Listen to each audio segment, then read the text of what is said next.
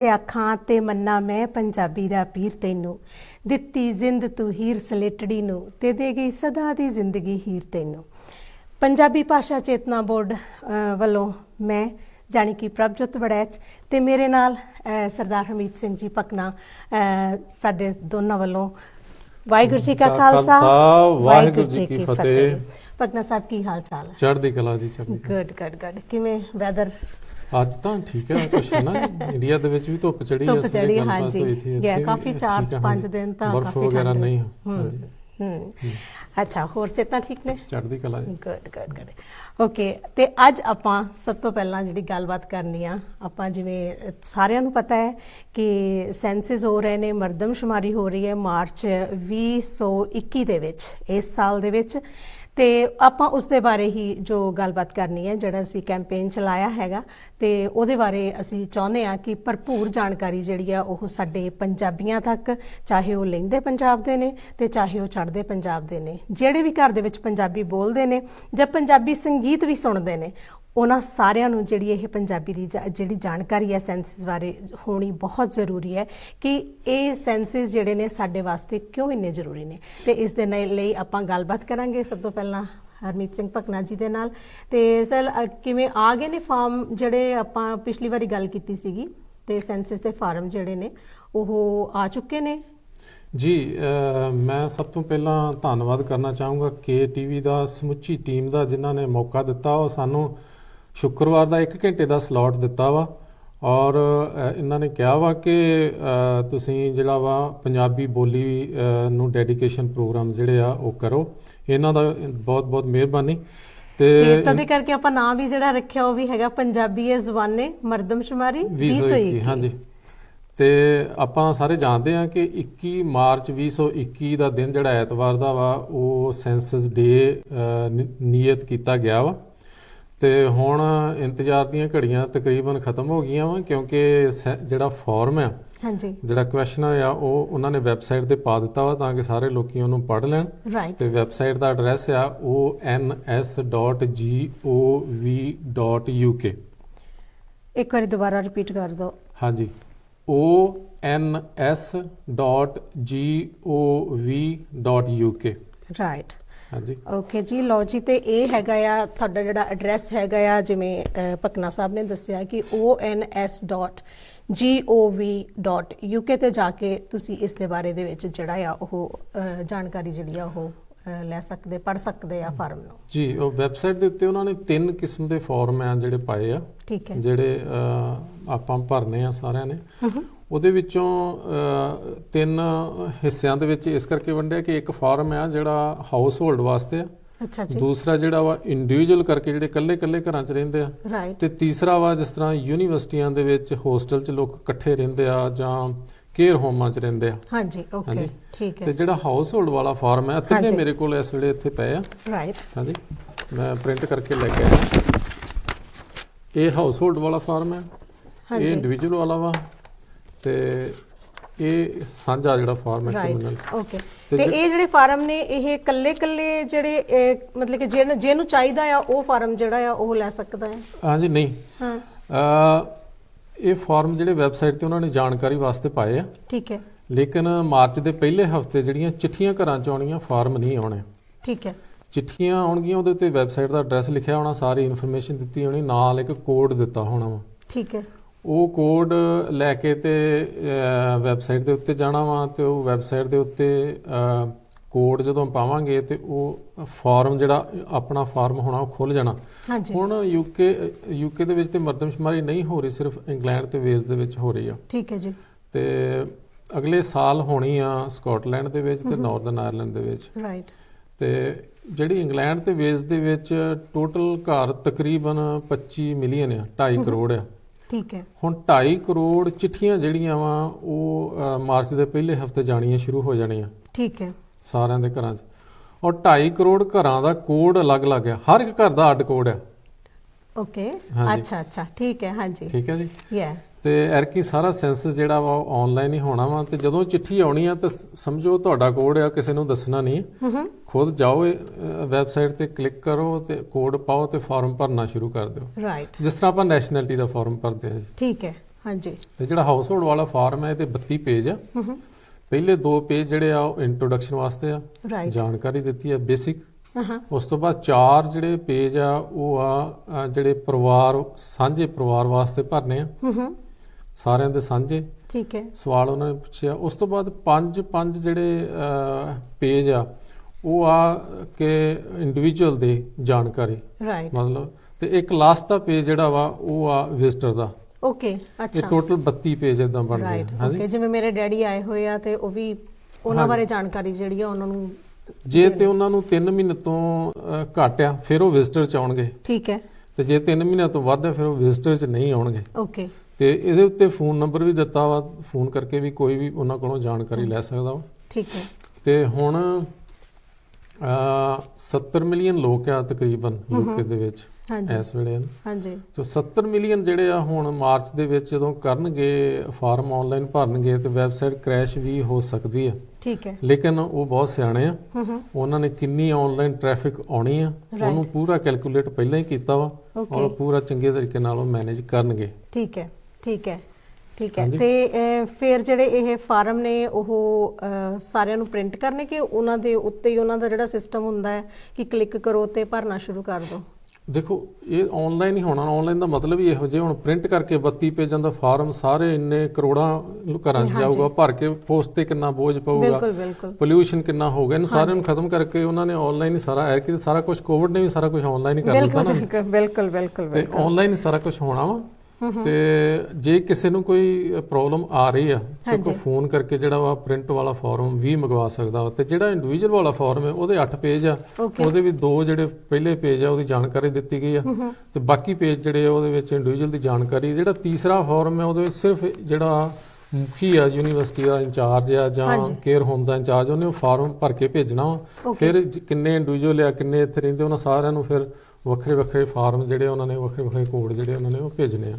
Right, okay, ਅੱਛਾ। ਜਿਹੜੇ care home ਆ ਜਾਂ ਯੂਨੀਵਰਸਿਟੀਜ਼ ਜਿਹੜੀਆਂ ਹੈਗੀਆਂ ਨੇ ਉਹਨਾਂ ਨੂੰ ਇੱਕ ਫਾਰਮ ਆਏਗਾ ਤੇ ਉਹਦੇ ਵਿੱਚ ਜਾਣਕਾਰੀ ਦੇਣਗੇ ਕਿ ਸਾਡੇ ਕੋਲ ਕਿੰਨੇ ਸਟੂਡੈਂਟਸ ਨੇ ਜਾਂ ਕਿੰਨੇ ਸਾਡੇ ਕੋਲ ਕੇਅਰ ਹੋਮ ਦੇ ਵਿੱਚ ਕਿੰਨੇ ਸਾਡੇ ਕੋਲ ਪੇਸ਼ੈਂਟ ਨੇ, ਤੇ ਫਿਰ ਉਹਨਾਂ ਵਾਸਤੇ ਦੁਬਾਰਾ ਜਿਹੜਾ ਹੈਗਾ ਉਹਨਾਂ ਨੂੰ ਦੁਬਾਰਾ ਵੱਖਰਾ ਭਰਨਾ ਪੈਂਦਾ। ਜੀ। ਓਕੇ, ਚਲੋ ਕਲੀਅਰ ਹੋ ਗਿਆ ਇਹ। ਤੇ ਸੋ ਜੀ ਬਿਲਕੁਲ ਸਾਰਿਆਂ ਦੀ ਇਹ ਜ਼ਿੰਮੇਵਾਰੀ ਬਣਦੀ ਹੈ ਕਿ ਜਿਹੜੇ ਇਹ ਫਾਰਮ ਨੇ ਉਹਨਾਂ ਨੂੰ ਭਰ ਕੇ ਤੇ ਜ਼ਰੂਰ ਜਿਹੜਾ ਆ ਉਹ ਭੇਜਣਾ ਚਾਹੀਦਾ ਹੈ। ਸੋ ਪਕਨਾ ਸਾਹਿਬ, ਅਸੀਂ ਜਿਵੇਂ ਲਾਸਟ ਟਾਈਮ ਵੀ ਗੱਲ ਕੀਤੀ ਸੀਗੀ ਕਿ ਵੀ ਜਦੋਂ ਇਹ ਫਾਰਮ ਜਿਹੜੇ ਹੋਣੇ ਨੇ, ਆਪਾਂ ਭਰਨੇ ਨੇ, ਉਹਦੇ ਨਾਲ ਸਾਡੇ ਜਿਹੜੇ ਪੰਜਾਬੀ ਦੇ ਵਿੱਚ ਜਿਹੜੀਆਂ ਸਾਡੀਆਂ ਜੌਬਸ ਨੇ ਜਾਂ ਉਹਨਾਂ ਦੇ ਉੱਤੇ ਬਹੁਤ ਫਰਕ ਪਏਗਾ। ਉਹ ਸਾਨੂੰ ਹੋਰ ਜਿਹੜੀਆਂ ਉਹ ਨਵੀਆਂ ਅਪਰਚੂਨਿਟੀਜ਼ ਜਿਹੜੀਆਂ ਉਹ ਮਿਲਣਗੀਆਂ। ਜੀ, ਆਪਾਂ ਹਰ ਪ੍ਰੋਗਰਾਮ 'ਚ ਇਹ ਡਿਸਕਸ ਕਰਦੇ ਹਾਂ ਕਿ ਸੈਂਸਸ ਦੇ ਜਿਹੜੇ ਆਪਾਂ ਪੰਜਾਬੀ ਭਾਸ਼ਾ ਨੂੰ ਦੂਸਰੇ ਨੰਬਰ ਤੇ ਲੈ ਕੇ ਆਉਣ ਦੇ ਫਾਇਦੇ ਕੀ ਆ।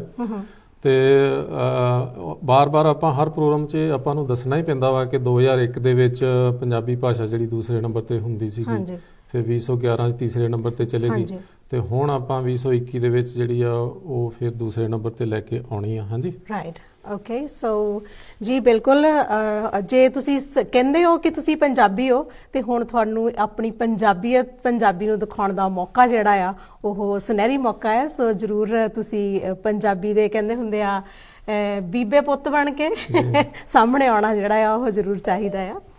ਹਾਂਜੀ, ਆਪਣੇ ਨਾਲ ਲਾਈਨ ਤੇ ਨੇ। ਜੀ। ਹੈਲੋ ਭੈਣ ਜੀ ਕੁਲਵੰਤ ਕੌਰ ਜੀ। ਜੀ ਭੈਣ ਜੀ ਕੁਲਵੰਤ ਕੌਰ ਜੀ ਢਿੱਲੋਂ ਲੰਡਨ ਤੋਂ ਸਾਡੇ ਨਾਲ ਜੁੜ ਚੁੱਕੇ ਨੇ। ਤੇ ਭੈਣ ਜੀ, ਤੁਸੀਂ ਪਹਿਲਾਂ ਆਪਣੇ ਬਾਰੇ ਦੱਸੋ ਥੋੜਾ ਜਿਹਾ ਕਿ ਤੁਸੀਂ ਕਿਹੜੀ ਆਰਗੇਨਾਈਜੇਸ਼ਨ ਨਾਲ ਜੁੜੇ ਜੇ। ਤੇ ਸਾਨੂੰ ਤੇ ਸਾਰਿਆਂ ਨੂੰ ਪਤਾ ਹੀ ਹੈ, ਲੇਕਿਨ ਦਰਸ਼ਕਾਂ ਨੂੰ ਵੀ ਪਤਾ ਲੱਗਣਾ ਚਾਹੀਦਾ ਜੀ। ਹਾਂਜੀ, ਸਭ ਤੋਂ ਪਹਿਲਾਂ ਵੀਰ ਜੀ ਤੁਹਾਨੂੰ KTV ਦੇ ਸਾਰੇ ਦੇਖਣ ਸੁਣਨ ਵਾਲਿਆਂ ਨੂੰ ਮੋਹ ਭਰੀ ਸਤਿ ਸ੍ਰੀ ਅਕਾਲ। ਤੇ ਸਭ ਤੋਂ ਆਪਣੇ ਬਾਰੇ ਦੱਸਣ ਤੋਂ ਪਹਿਲਾਂ ਵੀ ਮੈਂ ਤੁਹਾਨੂੰ ਇਹ ਦੱਸਣਾ ਚਾਹੁੰਦੀ ਹਾਂ ਕਿ ਜੋ KTV ਦੇ ਮਾਧਿਅਮ ਰਾਹੀਂ ਤੁਸੀਂ ਇਹ ਸਾਰਾ ਕੁਝ ਕਰ ਰਹੇ ਹੋ, ਲੋਕਾਂ ਨੂੰ ਜਾਗਰੂਕ ਕਰ ਰਹੇ ਹੋ, ਪੰਜਾਬੀਆਂ ਨੂੰ ਜਾਗਰੂਕ ਕਰ ਰਹੇ ਹੋ, ਇਹਦੇ ਲਈ ਤੁਹਾਡਾ ਬਹੁਤ ਬਹੁਤ ਹੀ ਧੰਨਵਾਦ ਹੈ। ਤੇ ਇਹ ਮੈਂ ਆਪਣੇ ਬਾਰੇ ਦੱਸਣ ਤੋਂ ਪਹਿਲਾਂ ਵੀ ਇਹ ਗੱਲ ਦੱਸਣਾ ਚਾਹੁੰਦੀ ਹਾਂ ਕਿ ਹਰ ਸ਼ੁੱਕਰਵਾਰ ਨੂੰ ਇਹ ਜਿਹੜਾ ਪ੍ਰੋਗਰਾਮ ਹੈ ਇਹ ਵੱਧ ਤੋਂ ਵੱਧ ਲੋਕਾਂ ਤੱਕ ਪਹੁੰਚਾਓ ਕਿ ਇਹ ਪ੍ਰੋਗਰਾਮ ਦੇਖਣ, ਤਾਂ ਕਿ ਜੋ ਵੀ ਕੋਈ ਸ਼ੰਕਾ ਹੋਵੇ ਉਹ ਮਿਟ ਜਾਵੇ। ਤੇ ਇਹ ਇੱਕ ਫਰਜ਼ ਹੈਗਾ ਸਾਡਾ। ਤੇ ਹਾਂ, ਤੁਸੀਂ ਮੇਰੇ ਬਾਰੇ ਪੁੱਛਿਆ ਹੈ। ਮੈਂ ਕੁਲਵੰਤ ਕੌਰ ਢਿੱਲੋਂ, ਪੰਜਾਬੀ ਸਾਹਿਤ ਕਲਾ ਕੇਂਦਰ ਜੂ ਦੀ ਪ੍ਰਧਾਨ, ਤੇ ਦੂਸਰਾ ਜਿਹੜਾ ਸਾਡਾ ਜਿਹੜੇ ਪ੍ਰਗਤੀਸ਼ੀਲ ਰਾਈਟਰ ਐਸੋਸੀਏਸ਼ਨ ਨਾਲ ਵੀ ਸੰਬੰਧ ਨੇ, ਤੇ ਅਸੀਂ ਸਾਰੇ ਰਲ ਕੇ ਇਸ ਚੀਜ਼ ਨੂੰ ਜਿਹੜਾ ਹੈਗਾ, ਆਪਾਂ ਜਿਹੜੀ ਪੰਜਾਬੀ ਆ, ਜਿਹੜੀ ਅਸੀਂ ਸਾਡੀ ਮਾਂ ਬੋਲੀ ਆ, ਜਿਹਦੇ 'ਚ ਸਾਨੂੰ ਲੋਰੀਆਂ ਮਿਲੀਆਂ ਨੇ, ਜਿਹਦੇ 'ਚ ਅਸੀਂ ਕਿੱਕਲੀ ਪਾਈ ਆ, ਜਿਹਦੇ 'ਚ ਅਸੀਂ ਗੀਤ ਗਾਏ ਨੇ, ਉਹਨੂੰ ਮਾਣ ਦਿਵਾਉਣ ਲਈ, ਉਹਨੂੰ ਉਹਦਾ ਸਥਾਨ ਦਿਵਾਉਣ ਲਈ ਅਸੀਂ ਵੱਧ ਤੋਂ ਵੱਧ ਕੋਸ਼ਿਸ਼ ਕਰੀਏ। ਤੇ ਇਹਦੇ ਲਈ ਜਿਹੜੀ ਸਾਡੀ ਕੋਸ਼ਿਸ਼ ਹੈ, ਸਾਡੀ ਸਭਾ ਦੀ ਕੋਸ਼ਿਸ਼ ਹੈ, ਤੇ ਇਹਦੇ ਨਾਲ ਕੀ ਹੈ ਕਿ ਅਸੀਂ 21 ਤਰੀਕ ਨੂੰ, 21 ਫਰਵਰੀ ਨੂੰ ਅਸੀਂ ਲਹਿੰਦੇ ਤੇ ਚੜ੍ਹਦੇ ਪੰਜਾਬ ਦੋਨਾਂ ਨੇ ਰਲ ਕੇ ਹੀ ਇਹਨਾਂ ਨੂੰ ਵੱਧ ਤੋਂ ਵੱਧ ਲੋਕਾਂ ਤੱਕ ਪਹੁੰਚਾਉਣ ਦੀ ਕੋਸ਼ਿਸ਼ ਕਰਨੀ ਹੈ, ਜਿਹਦੇ 'ਚ ਮੈਂ ਇਹ ਵੀ ਚਾਹੂੰਗੀ ਕਿ ਤੁਸੀਂ ਦੋਨੇ ਵੀ ਉਸ ਦੇ ਵਿੱਚ ਸ਼ਾਮਲ ਹੋਵੋ, ਤਾਂ ਕਿ ਜਿਹੜਾ ਤੁਹਾਡਾ ਤਜਰਬਾ ਹੈ ਉਹ ਲੋਕਾਂ ਨੂੰ ਹੋਰ ਵੀ ਜਾਗਰੂਕ ਕਰ ਸਕੇ। ਭੈਣ ਜੀ, ਬਹੁਤ ਬਹੁਤ ਮਿਹਰਬਾਨੀ ਤੁਹਾਡੀ। ਤੁਸੀਂ ਇਨਵਾਈਟ ਵੀ ਕੀਤਾ ਤੇ ਤੁਸੀਂ ਬਹੁਤ ਜ਼ਿਆਦਾ ਸਰਗਰਮ ਜੇ। ਅਸੀਂ ਜਾਣਦੇ ਹਾਂ ਕਿ ਤੁਸੀਂ ਇਕੱਲੇ ਹੀ ਲੱਗੇ ਰਹੇ ਜੇ ਬਹੁਤ ਸਾਲ ਪੰਜਾਬੀ ਭਾਸ਼ਾ ਨੂੰ ਬੁਲੰਦੀਆਂ ਤੇ ਲੈ ਕੇ ਜਾਣ ਲਈ। ਤੇ ਤੁਸੀਂ ਸਾਨੂੰ ਇਹ ਦੱਸੋ ਕਿ ਲੰਡਨ ਇਲਾਕੇ ਦੇ ਵਿੱਚ ਪੰਜਾਬੀ ਭਾਸ਼ਾ ਹੁਣ ਜਿਹੜਾ ਸੈਂਸਸ ਹੋ ਰਿਹਾ, ਉਹਦੇ ਵਿੱਚ ਪੰਜਾਬੀ ਭਾਸ਼ਾ ਨੂੰ ਦੂਸਰੇ ਨੰਬਰ ਤੇ ਲੈ ਕੇ ਆਉਣ ਲਈ ਜਿਹੜੇ ਪੰਜਾਬੀ ਆ ਉਹ ਕਿੰਨੇ ਕੁ ਜਾਗਰਤ ਆ, ਤੇ ਕਿਸ ਤਰ੍ਹਾਂ ਅਪਰੋਚ ਜਿਹੜੀ ਤੁਸੀਂ ਜਾਂ ਹੋਰ ਬਾਕੀ ਜਿਹੜੀਆਂ ਸੰਸਥਾਵਾਂ ਵਾ ਪੰਜਾਬੀ ਦੀਆਂ ਉਹ ਕਰ ਰਹੀਆਂ ਜੀ? ਹਾਂਜੀ, ਉਹੀ ਦੱਸਿਆ ਸੀ ਮੈਂ ਤੁਹਾਨੂੰ। ਅਸੀਂ ਇੱਕ ਆਪਣੇ ਜਿਹੜੀ ਸਾਹਿਤ ਸੰਗਮ ਇਟਲੀ ਦੇ ਨਾਲ ਰਲ ਕੇ ਉਹ ਵੀ ਅਸੀਂ ਇੱਕ ਪ੍ਰੋਗਰਾਮ ਕਰ ਰਹੇ ਹਾਂ, ਤੇ ਬਾਕੀ ਦੇਸੀ ਰੇਡੀਓ ਤੇ ਜਿੰਨੇ ਰੇਡੀਓਜ਼ ਤੇ ਨੇ। ਤੇ ਸਭ ਤੋਂ ਵੱਧ ਗੱਲ ਇਹ ਹੈਗੀ ਕਿ ਅਸੀਂ ਹੁਣ ਮਿਲ ਨਹੀਂ ਸਕਦੇ ਇੱਕ ਦੂਜੇ ਨੂੰ, ਤੇ ਇਸ ਲਈ ਜਿੰਨੇ ਵੀ ਸਾਡੇ ਜਿਹੜੇ ਆਹ ਫੋਨ ਨੇ ਇਹਨਾਂ ਦਾ ਫਾਇਦਾ ਲਈਏ, ਤੇ ਅਸੀਂ ਇੱਕ ਦੂਜੇ ਨੂੰ ਸੁਨੇਹੇ ਦੇਈਏ, ਵੱਧ ਤੋਂ ਵੱਧ ਉਹਨਾਂ ਨੂੰ ਇਹ ਕਰਨ ਦੀ ਕੋਸ਼ਿਸ਼ ਕਰ ਰਹੇ ਹਾਂ। ਮੈਂ ਆਪਣੇ ਤੌਰ ਤੇ ਪਹਿਲਾਂ ਆਪਾਂ ਇੱਕ ਵਾਰੀ ਗੱਲ ਕੀਤੀ ਸੀ ਕਿ ਆਪਾਂ ਘਰਾਂ ਦੇ ਦਰਵਾਜ਼ੇ ਖੜਕਾ ਕੇ ਸਾਰਿਆਂ ਨੂੰ ਜਾਗਰੂਕ ਕਰੀਏ, ਪਰ ਹੁਣ ਉਹ ਗੱਲ ਨਹੀਂ ਬਣਦੀ ਹੈਗੀ। ਪਰ ਤੁਸੀਂ ਵੱਧ ਤੋਂ ਵੱਧ ਕੋਸ਼ਿਸ਼ ਇਹ ਹੈ ਕਿ ਅਸੀਂ ਇੱਕ ਦੂਜੇ ਨੂੰ ਸੁਨੇਹੇ ਲਾਈਏ, ਕਿ ਜਿੰਨਿਆਂ ਨੂੰ ਵੀ ਤੁਸੀਂ ਜਾਣਦੇ ਹੋ ਉਹਨਾਂ ਨੂੰ ਅੱਗੇ ਤੋਂ ਅੱਗੇ ਉਹਨਾਂ ਨੂੰ ਦੱਸੋ, ਤੇ ਉਹਨਾਂ ਨੂੰ ਇਹਦੇ ਫਾਇਦੇ ਇਹ ਦੱਸੋ ਵੀ ਅਸੀਂ ਦੂਜੇ ਨੰਬਰ ਤੇ ਨਹੀਂ ਲਿਆਉਣੇ ਚਾਹੁੰਦੇ, ਅਸੀਂ ਤਾਂ ਪਹਿਲੇ ਨੰਬਰ ਤੇ ਲਿਆਉਣਾ ਚਾਹੁੰਦੇ ਹਾਂ। ਤੇ ਇਹ ਆਪਾਂ ਤਨ ਮਨ ਧਨ ਲਾ ਕੇ ਇਹ ਚੀਜ਼ ਕਰਨੀ ਆ। ਤੇ ਇਸ ਲਈ ਅਸੀਂ ਰੇਡੀਓ ਤੇ ਵੀ ਜਾ ਰਹੇ ਹਾਂ, ਬਾਕੀ ਜਿੰਨੇ ਵੀ ਹੋਰ ਚੈਨਲ ਨੇ ਉਹਨਾਂ ਰਾਹੀਂ ਵੀ ਜਾ ਰਹੇ ਹਾਂ। ਅਸੀਂ ਦੋਨੇ ਜਿਹੜੇ ਚੜ੍ਹਦੇ ਤੇ ਲਹਿੰਦੇ ਪੰਜਾਬ ਦੇ ਪੰਜਾਬੀ ਨੇ, ਉਹਨਾਂ ਨੂੰ ਅਸੀਂ ਇਕੱਠੇ ਕਰਨਾ ਹੈ। ਇਸ ਕਰਕੇ ਕਿ ਸਭ ਤੋਂ ਵੱਧ ਜਿਹੜਾ ਮੈਨੂੰ ਵਧੀਆ ਲੱਗਿਆ ਹੈ, ਜਿਹੜਾ ਆਹ KTV ਦੇ ਮਾਧਿਅਮ ਰਾਹੀਂ ਜਿਹੜਾ ਸ਼ੁੱਕਰਵਾਰ ਹੈ, ਮੈਂ ਵੱਧ ਤੋਂ ਵੱਧ ਇਹ ਸੁਨੇਹੇ ਲਾਏ ਨੇ ਵੀ ਇਹ ਪ੍ਰੋਗਰਾਮ ਤੁਸੀਂ ਦੇਖੋ, ਜਿੱਥੇ ਵੀ ਸ਼ੰਕਾ ਹੈ ਉਹ ਨਿਵਰਤ ਹੋਊਗਾ।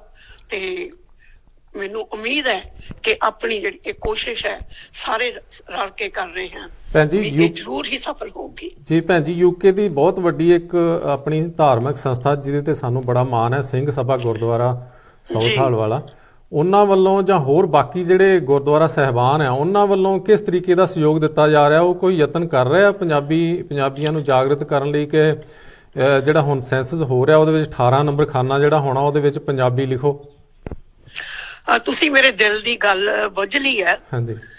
ਤੇ ਮੈਂ ਅੱਜ ਰਾਤ ਹੀ ਜਦੋਂ ਆਪਣੀ ਗੱਲ ਹੋਈ ਸੀ, ਤੇ ਮੈਂ ਸੋਚਦੀ ਸੀਗੀ ਵੀ ਹੁਣੇ ਜਿਹੜੇ ਆਪਣੇ ਪ੍ਰਧਾਨ ਨੇ ਸਰਦਾਰ ਗੁਰਮੇਲ ਸਿੰਘ ਮੱਲੀ ਜੀ, ਉਹਨਾਂ ਨਾਲ ਗੱਲ ਕਰਾਂ ਇਸ ਬਾਰੇ। ਕਿਉਂ ਅੱਜ ਕੱਲ ਹੁਣ ਗੁਰਦੁਆਰਾ ਸਾਹਿਬ ਵੀ ਉਹ ਵੀ ਬੰਦ ਕੀਤੇ ਹੋਏ ਨੇ, ਸੰਗਤ ਉੱਥੇ ਜਾ ਨਹੀਂ ਰਹੀ। ਤੇ ਸਭ ਤੋਂ ਵੱਡਾ ਜਿਹੜਾ ਸੰਕਟ ਹੈ ਸਾਡੇ ਲਈ ਇਹ ਹੈ, ਸਾਨੂੰ ਜਾਤੀ ਤੌਰ ਤੇ ਹਰ ਇੱਕ ਨੂੰ ਆਪਣਾ ਆਪਣਾ ਫਰਜ਼ ਅਦਾ ਕਰਨਾ ਪੈਣਾ। ਤੇ ਜਿੱਥੇ ਵੀ ਅਸੀਂ ਮੇਰੀ ਤੁਹਾਨੂੰ ਲੋੜ ਹੈ ਜਾਂ ਮੇਰੇ ਸਾਥੀਆਂ ਦੀ ਲੋੜ ਹੈ, ਅਸੀਂ ਹਮੇਸ਼ਾ ਤੁਹਾਡੇ ਨਾਲ ਹੈ। ਤੇ ਵੱਧ ਤੋਂ ਵੱਧ ਅਸੀਂ ਕੋਸ਼ਿਸ਼ ਕਰ ਰਹੇ ਹਾਂ ਕਿ ਇਸ ਨੂੰ ਉਸ ਅੰਜਾਮ ਤੱਕ ਪਹੁੰਚਾਇਆ ਜਾਵੇ ਜੋ ਸਾਡਾ ਮਨਸ਼ਾ ਹੈ, ਜੋ ਸਾਡੀ ਮਾਂ ਬੋਲੀ ਦਾ ਜਿਹੜਾ ਕਰਜ਼ ਹੈ ਅੱਜ ਉਹ ਸਾਡਾ ਫਰਜ਼ ਬਣ ਕੇ ਸਾਡੇ ਸਿਰਾਂ 'ਚ, ਸਾਡੇ ਦਿਮਾਗਾਂ 'ਚ ਘੁੰਮ ਰਿਹਾ ਹੈ। ਤੇ ਅਸੀਂ ਇਸ ਨੂੰ ਰਲ ਕੇ ਸਾਰੇ ਜਣੇ ਕਾਮਯਾਬ ਜ਼ਰੂਰ ਬਣਾਵਾਂਗੇ। ਬਹੁਤ ਬਹੁਤ ਮਿਹਰਬਾਨੀ ਭੈਣ ਜੀ, ਤੁਸੀਂ ਆਪਣਾ ਕੀਮਤੀ ਸਮਾਂ ਕੱਢਿਆ ਜੀ। Thank you brother. ਮਿਹਰਬਾਨੀ। ਸਤਿ ਸ਼੍ਰੀ ਅਕਾਲ। ਸੋ ਜੀ ਇਹ ਤਾਂ ਸੀਗੇ ਸਾਡੇ ਕੁਲਵੰਤ ਕੌਰ ਜੀ ਢਿੱਲੋਂ ਲੰਡਨ ਤੋਂ ਜੀ। ਪ੍ਰਭਜੋਤ ਜੀ, ਜਿਹੜਾ ਇਹ ਫਾਰਮ ਹੈ ਨਾ 32 ਪੇਜਾਂ ਵਾਲਾ, ਇਹਦੇ ਵਿੱਚ ਆਪਣੇ ਕੰਮ ਦਾ ਸਿਰਫ ਇੱਕ ਹੀ ਖਾਨਾ, ਕੰਮ ਦੇ ਤੇ ਸਾਰੇ ਹੀ ਆ, ਪਰ ਜਿਹੜਾ ਆਪਾਂ ਨੂੰ ਚੰਗਾ ਲੱਗਦਾ ਜਾਂ ਜਿਹਦੇ ਬਾਰੇ ਆਪਾਂ ਪ੍ਰਚਾਰ ਕਰ ਰਹੇ ਹਾਂ ਜਾਂ ਜਿਹਦੇ ਬਾਰੇ ਆਪਾਂ ਰੌਲਾ ਰੱਪਾ ਇੰਨੇ ਮਹੀਨਿਆਂ ਤੋਂ ਨਾ ਸਾਲ ਤੋਂ ਵੀ ਜ਼ਿਆਦਾ ਹੋ ਗਿਆ ਪਾ ਰਹੇ, ਉਹ 18 ਨੰਬਰ ਖਾਨਾ ਜੀ। ਉਹਦੇ 'ਚ ਲਿਖਿਆ what is your main language. ਹੁਣ ਜਿਹੜਾ ਵੀ ਪੰਜਾਬੀ ਸੰਗੀਤ ਸੁਣਦਾ, ਮਤਲਬ ਮੰਨ ਲਓ ਇੱਕ ਵੀਕ 'ਚ ਉਹ ਆਪਣਾ ਆਈਡੀਆ ਲਾ ਲੇ ਕਿ ਮੈਂ ਜੇ ਇੱਕ ਵੀਕ 'ਚ ਕਿੰਨਾ ਸੰਗੀਤ ਸੁਣਿਆ ਤੇ 50% ਤੋਂ ਵੱਧ ਜੇ ਮੈਂ ਪੰਜਾਬੀ ਸੰਗੀਤ ਸੁਣਿਆ, ਦੈਟ ਮੀਨਸ ਮੇਰੀ ਮੇਨ ਲੈਂਗੁਏਜ ਪੰਜਾਬੀ ਹੈ। ਹਾਂਜੀ। ਤੇ ਜੇ ਪੰਜਾਬੀ ਸੰਗੀਤ ਸੁਣਦਾ, ਘਰਾਂ 'ਚ ਪੰਜਾਬੀ ਬੋਲਦੇ, ਭਾਵੇਂ ਥੋੜੀ ਬਹੁਤੀ ਬੋਲਦੇ ਆ, ਤੇ ਉਹਨਾਂ ਦੇ ਵਿਆਹਾਂ ਸ਼ਾਦੀਆਂ 'ਚ ਜਿਹੜੇ ਗੀਤ ਸੰਗੀਤ ਹੈ ਪੰਜਾਬੀ ਗਾਏ ਜਾਂਦੇ ਆ, ਬੋਲੀਆਂ ਪੰਜਾਬੀ, ਭੰਗੜਾ, ਗਿੱਧਾ, ਹਨਾ ਜੀ, ਉਹਨਾਂ ਦੀ ਮੇਨ ਲੈਂਗੁਏਜ ਪੰਜਾਬੀ ਹੈ ਤੇ ਉਹਨਾਂ ਨੂੰ 18 ਨੰਬਰ ਖਾਨੇ ਦੇ ਵਿੱਚ ਪੰਜਾਬੀ ਲਿਖਣੀ ਚਾਹੀਦੀ ਹੈ। ਬਿਲਕੁਲ ਬਿਲਕੁਲ ਬਿਲਕੁਲ। ਤੇ ਸੋ ਮੇਰਾ ਖਿਆਲ ਹੈ ਕਿ ਬਈ ਜਦੋਂ ਅਸੀਂ ਕਹਿੰਦੇ ਆ ਕਿ ਸਾਨੂੰ ਅਸੀਂ ਪੰਜਾਬੀ ਆ, ਕੋਈ ਵੀ ਜਿਹੜੀ ਕੋਈ ਗੱਲਬਾਤ ਹੁੰਦੀ ਆ ਉਹ ਪੰਜਾਬੀ ਦੇ ਨਾਲ ਜਦੋਂ ਰਿਲੇਟਡ ਹੁੰਦੀ ਆ, ਉੱਥੇ ਜਦੋਂ ਕੁਝ ਚੰਗਾ ਮਾੜਾ ਜੋ ਕੁਝ ਵੀ ਹੁੰਦਾ ਆ ਉਹ ਸਾਨੂੰ ਮਤਲਬ ਕਿ ਧੂਪ ਆਉਂਦਾ ਆ। ਜੀ ਜੀ, ਹੈ ਨਾ। ਤੇ ਅਗਰ ਸਾਨੂੰ ਸਾਡੀਆਂ ਫੀਲਿੰਗਸ ਜਿਹੜੀਆਂ ਪੰਜਾਬੀ ਦੇ ਨਾਲ ਜੁੜੀਆਂ ਹੋਈਆਂ ਆ ਤੇ ਸਾਨੂੰ ਪੰਜਾਬੀ ਕਹਿਣ ਦੇ ਵਿੱਚ ਸ਼ਾਇਦ ਕੋਈ ਜਿਹੜੀ ਆ ਉਹ ਮਾਣ ਹੋਣਾ ਚਾਹੀਦਾ ਸਾਨੂੰ ਕਿ ਅਸੀਂ ਪੰਜਾਬੀ। ਹਾਂਜੀ। ਹੁਣ ਆਪਣੇ ਸਾਊਥ ਹਾਲ ਜਿਸ ਨੂੰ ਆਪਾਂ ਮਿੰਨੀ ਪੰਜਾਬ ਕਹਿੰਦੇ ਆ ਜੀ, ਹਾਂਜੀ, ਉੱਥੋਂ ਜਿਹੜੇ ਬੜੇ ਸਤਿਕਾਰਯੋਗ MP ਵਰਿੰਦਰ ਸ਼ਰਮਾ ਜੀ ਸਾਡੇ ਨਾਲ ਜੁੜ ਚੁੱਕੇ ਆ ਤੇ ਇਹਨਾਂ ਤੇ ਸਾਨੂੰ ਬੜਾ ਮਾਣ ਆ ਕਿਉਂਕਿ 5ਵੀਂ ਵਾਰ ਉੱਥੋਂ ਇਹ MP ਬਣੇ ਆ। ਔਰ 2015 ਤੋਂ ਪੰਜਾਬੀ ਦੀ ਜਿਹੜੀ ਕੈਂਪੇਨ ਚੱਲੀ ਸੀ ਉਦੋਂ ਤੋਂ ਹੀ ਸਾਡੇ ਨਾਲ ਨੇ। ਔਰ ਬੜਾ ਵੱਧ ਚੜ ਕੇ ਹਿੱਸਾ ਲੈਂਦੇ ਰਹੇ ਨੇ। ਜੇ ਆਪਾਂ ਇਹ ਕਹਿ ਲਈਏ ਕਿ ਪੰਜਾਬੀ ਭਾਸ਼ਾ ਦੀ ਜਿਹੜੀ ਕੈਂਪੇਨ UK ਦੇ ਵਿੱਚ ਬੁਲੰਦੀਆਂ ਤੇ ਲੈ ਕੇ ਜਾਣ ਵਾਸਤੇ ਸ਼ਰਮਾ ਜੀ ਦਾ ਅਹਿਮ ਯੋਗਦਾਨ ਹੈ ਤੇ ਗਲਤ ਨਹੀਂ ਹੋਊਗਾ। ਸ਼ਰਮਾ ਜੀ ਸਤਿ ਸ੍ਰੀ ਅਕਾਲ ਜੀ। ਸਤਿ ਸ੍ਰੀ ਅਕਾਲ ਜੀ। ਸਤਿ ਸ੍ਰੀ ਅਕਾਲ ਜੀ। ਹਾਂਜੀ ਸ਼ਰਮਾ, ਠੀਕ ਹੋ? ਬਿਲਕੁਲ ਠੀਕ ਹੈ ਜੀ, ਤੁਸੀਂ ਸੁਣਾਓ, ਸਿਹਤ ਠੀਕ ਹੈ?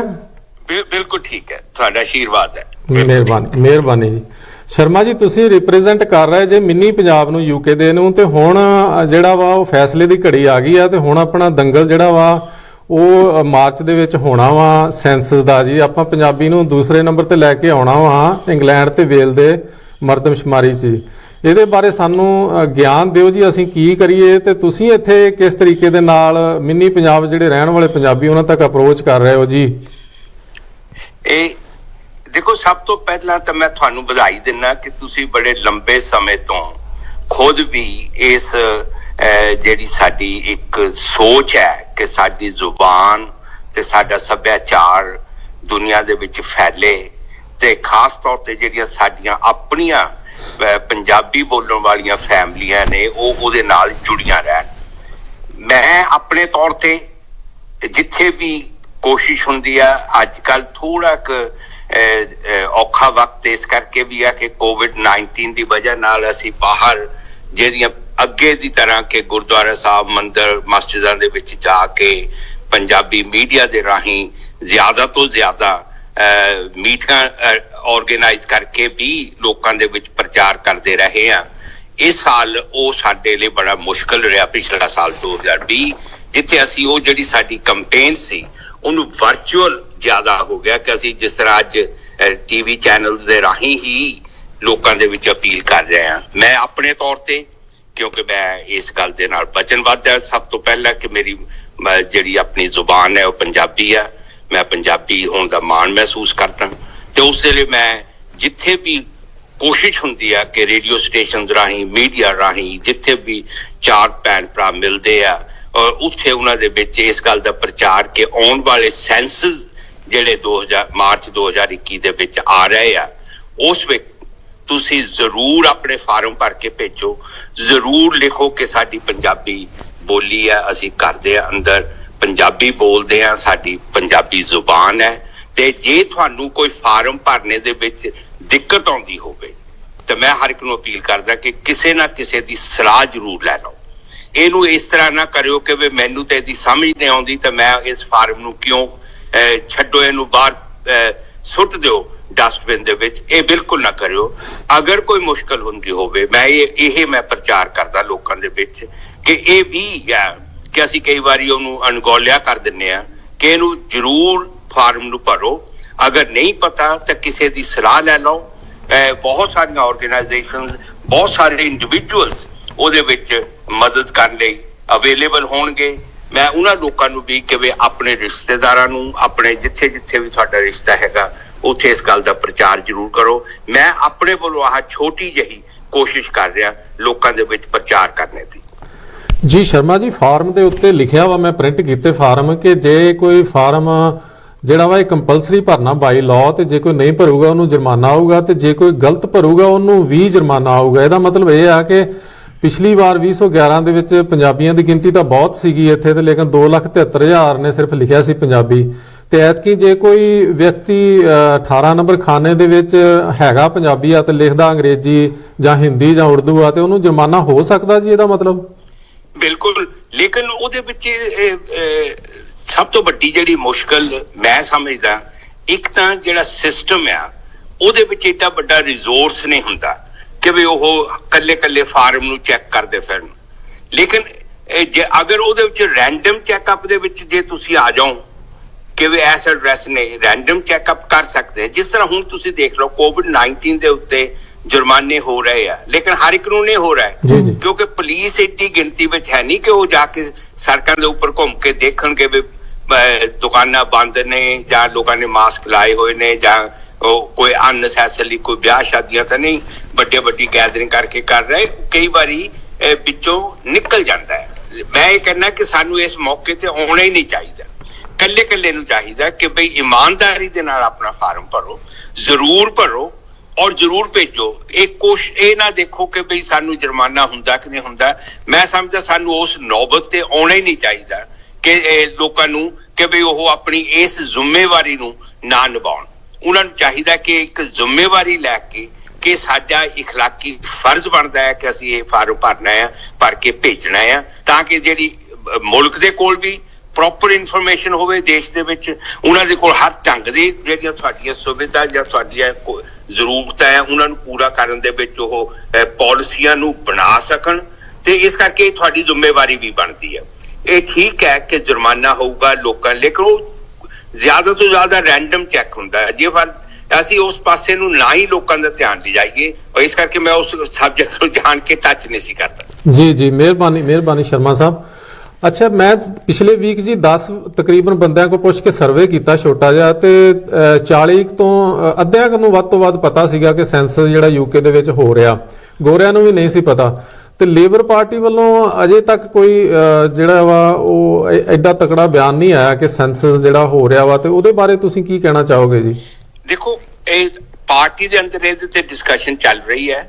ਕੰਪੇਨ ਇੰਡੀਵਿਜੂਅਲ ਤੌਰ ਤੇ ਲੋਕ ਕਰ ਰਹੇ ਨੇ। ਇਹ ਠੀਕ ਹੈ ਕਿ ਅਜੇ ਐਜ਼ ਏ ਪਾਲਿਸੀ ਮੈਟਰ ਨਹੀਂ ਆਇਆ ਕਿਉਂਕਿ ਇਹ ਅਜੇ ਵਿੱਚ 2-3 ਮਹੀਨੇ ਦਾ ਗੈਪ ਹੈਗਾ। ਸਾਡੀ ਪਾਰਟੀ ਵੱਲੋਂ ਲੋਕਾਂ ਨੂੰ ਜ਼ਰੂਰ ਅਪੀਲ ਕੀਤੀ ਜਾਊਗੀ। ਤੁਸੀਂ ਹੁਣ ਇਹ ਰੇਜ਼ ਕੀਤਾ, ਮੈਂ ਵੀ ਆਪਣੇ ਲੈਵਲ ਤੇ ਆਪਣੇ ਵੱਲੋਂ ਲੀਡਰ ਆਫ ਦ ਪਾਰਟੀ ਨੂੰ ਜ਼ਰੂਰ ਰਿਕੁਐਸਟ ਕਰੂੰਗਾ ਕਿ ਸਾਨੂੰ ਇਸ ਜਿਹੜੇ ਸੈਂਸਸ ਦਾ ਕੈਂਪੇਨ ਹੈ ਇਹ ਕਿ ਲੋਕ ਫਾਰਮ ਭਰਨ, ਲੇਕਿਨ ਅਗਰ ਤੁਹਾਡੀ ਜ਼ੁਬਾਨ ਪੰਜਾਬੀ ਨਹੀਂ ਹੈ ਤਾਂ ਦੂਜੀ ਜ਼ੁਬਾਨ ਵੀ ਹੈ ਤਦ ਵੀ ਭਰੋ। ਇਸ ਕਰਕੇ ਉਹਦੇ ਵਿੱਚ ਕੋਈ ਇਹ ਨਹੀਂ ਹੈਗਾ ਕਿ ਅਸੀਂ ਸਿਰਫ ਇਹ ਕਹਿੰਦੇ ਆ ਕਿ ਤੁਸੀਂ ਪੰਜਾਬੀ ਦੀ ਵਕਾਲਤ ਕਰੋ, ਲੇਕਿਨ ਜਿਹੜੇ ਲੋਕ ਦੂਸਰੀਆਂ ਜ਼ੁਬਾਨਾਂ ਬੋਲਦੇ ਆ ਉਹ ਵੀ ਆਪਣੀਆਂ ਜ਼ੁਬਾਨਾਂ ਨੂੰ ਜ਼ਰੂਰ ਭਰਨ। ਲੇਕਿਨ ਅਸੀਂ ਸਾਡੀ ਕੰਪੇਨ ਇਹ ਹੋਏਗੀ, ਮੇਰੇ ਲਈ ਹੋਏਗੀ ਕਿ ਫਾਰਮ ਜ਼ਰੂਰ ਭਰੋ ਔਰ ਪੰਜਾਬੀ ਚ ਭਰੋ। ਆਪਣੀ ਜ਼ੁਬਾਨ ਪੰਜਾਬੀ ਜ਼ਰੂਰ ਲਿਖੋ ਕਿਉਂਕਿ ਸਾਡੀ ਪੰਜਾਬੀ ਵਸੋਂ ਆ। ਮੈਂ ਖੁਦ ਪੰਜਾਬੀ ਸਪੀਕਿੰਗ ਹੈ ਤੇ ਇਸ ਕਰਕੇ ਮੈਂ ਅਪੀਲ ਜ਼ਰੂਰ ਕਰੂੰਗਾ ਆਪਣੀ ਲੀਡਰਸ਼ਿਪ ਨੂੰ ਕਿ ਉਹ ਵੀ ਆਪਣੇ ਤੌਰ ਤੇ ਲੋਕਾਂ ਨੂੰ ਅਪੀਲ ਕਰਨ ਕਿ ਆਪਣੇ ਏਰੀਆ ਦੇ ਵਿੱਚ ਆਪਣੇ ਫਾਰਮ ਜ਼ਰੂਰ ਭਰੋ ਤੇ ਆਪਣੇ ਫਾਰਮ ਭਰ ਕੇ ਜ਼ਰੂਰ ਭੇਜੋ। ਬਹੁਤ ਮਿਹਰਬਾਨੀ ਸ਼ਰਮਾ ਜੀ, ਤੁਸੀਂ ਆਪਣਾ ਕੀਮਤੀ ਸਮਾਂ ਕੱਢਿਆ। ਇਸੇ ਤਰ੍ਹਾਂ ਸਾਨੂੰ ਗਾਈਡ ਕਰਦੇ ਰਿਹਾ ਕਰੋ ਤੇ ਅਸੀਂ ਕੰਮ ਕਰਦੇ ਰਵਾਂਗੇ ਜੀ। ਮੇਰੇ ਵੱਲੋਂ ਜੀ ਬਹੁਤ ਸ਼ੁਭਕਾਮਨਾਵਾਂ ਤੇ ਤੁਹਾਡੀ ਜਿਹੜੀ ਇਹ ਕੋਸ਼ਿਸ਼ ਹੈ ਤੁਹਾਨੂੰ ਬਹੁਤ ਵਧਾਈ ਤੇ ਤੁਹਾਨੂੰ ਸਲੂਟ। ਮਿਹਰਬਾਨੀ, ਸਤਿ ਸ਼੍ਰੀ ਅਕਾਲ। Thank you.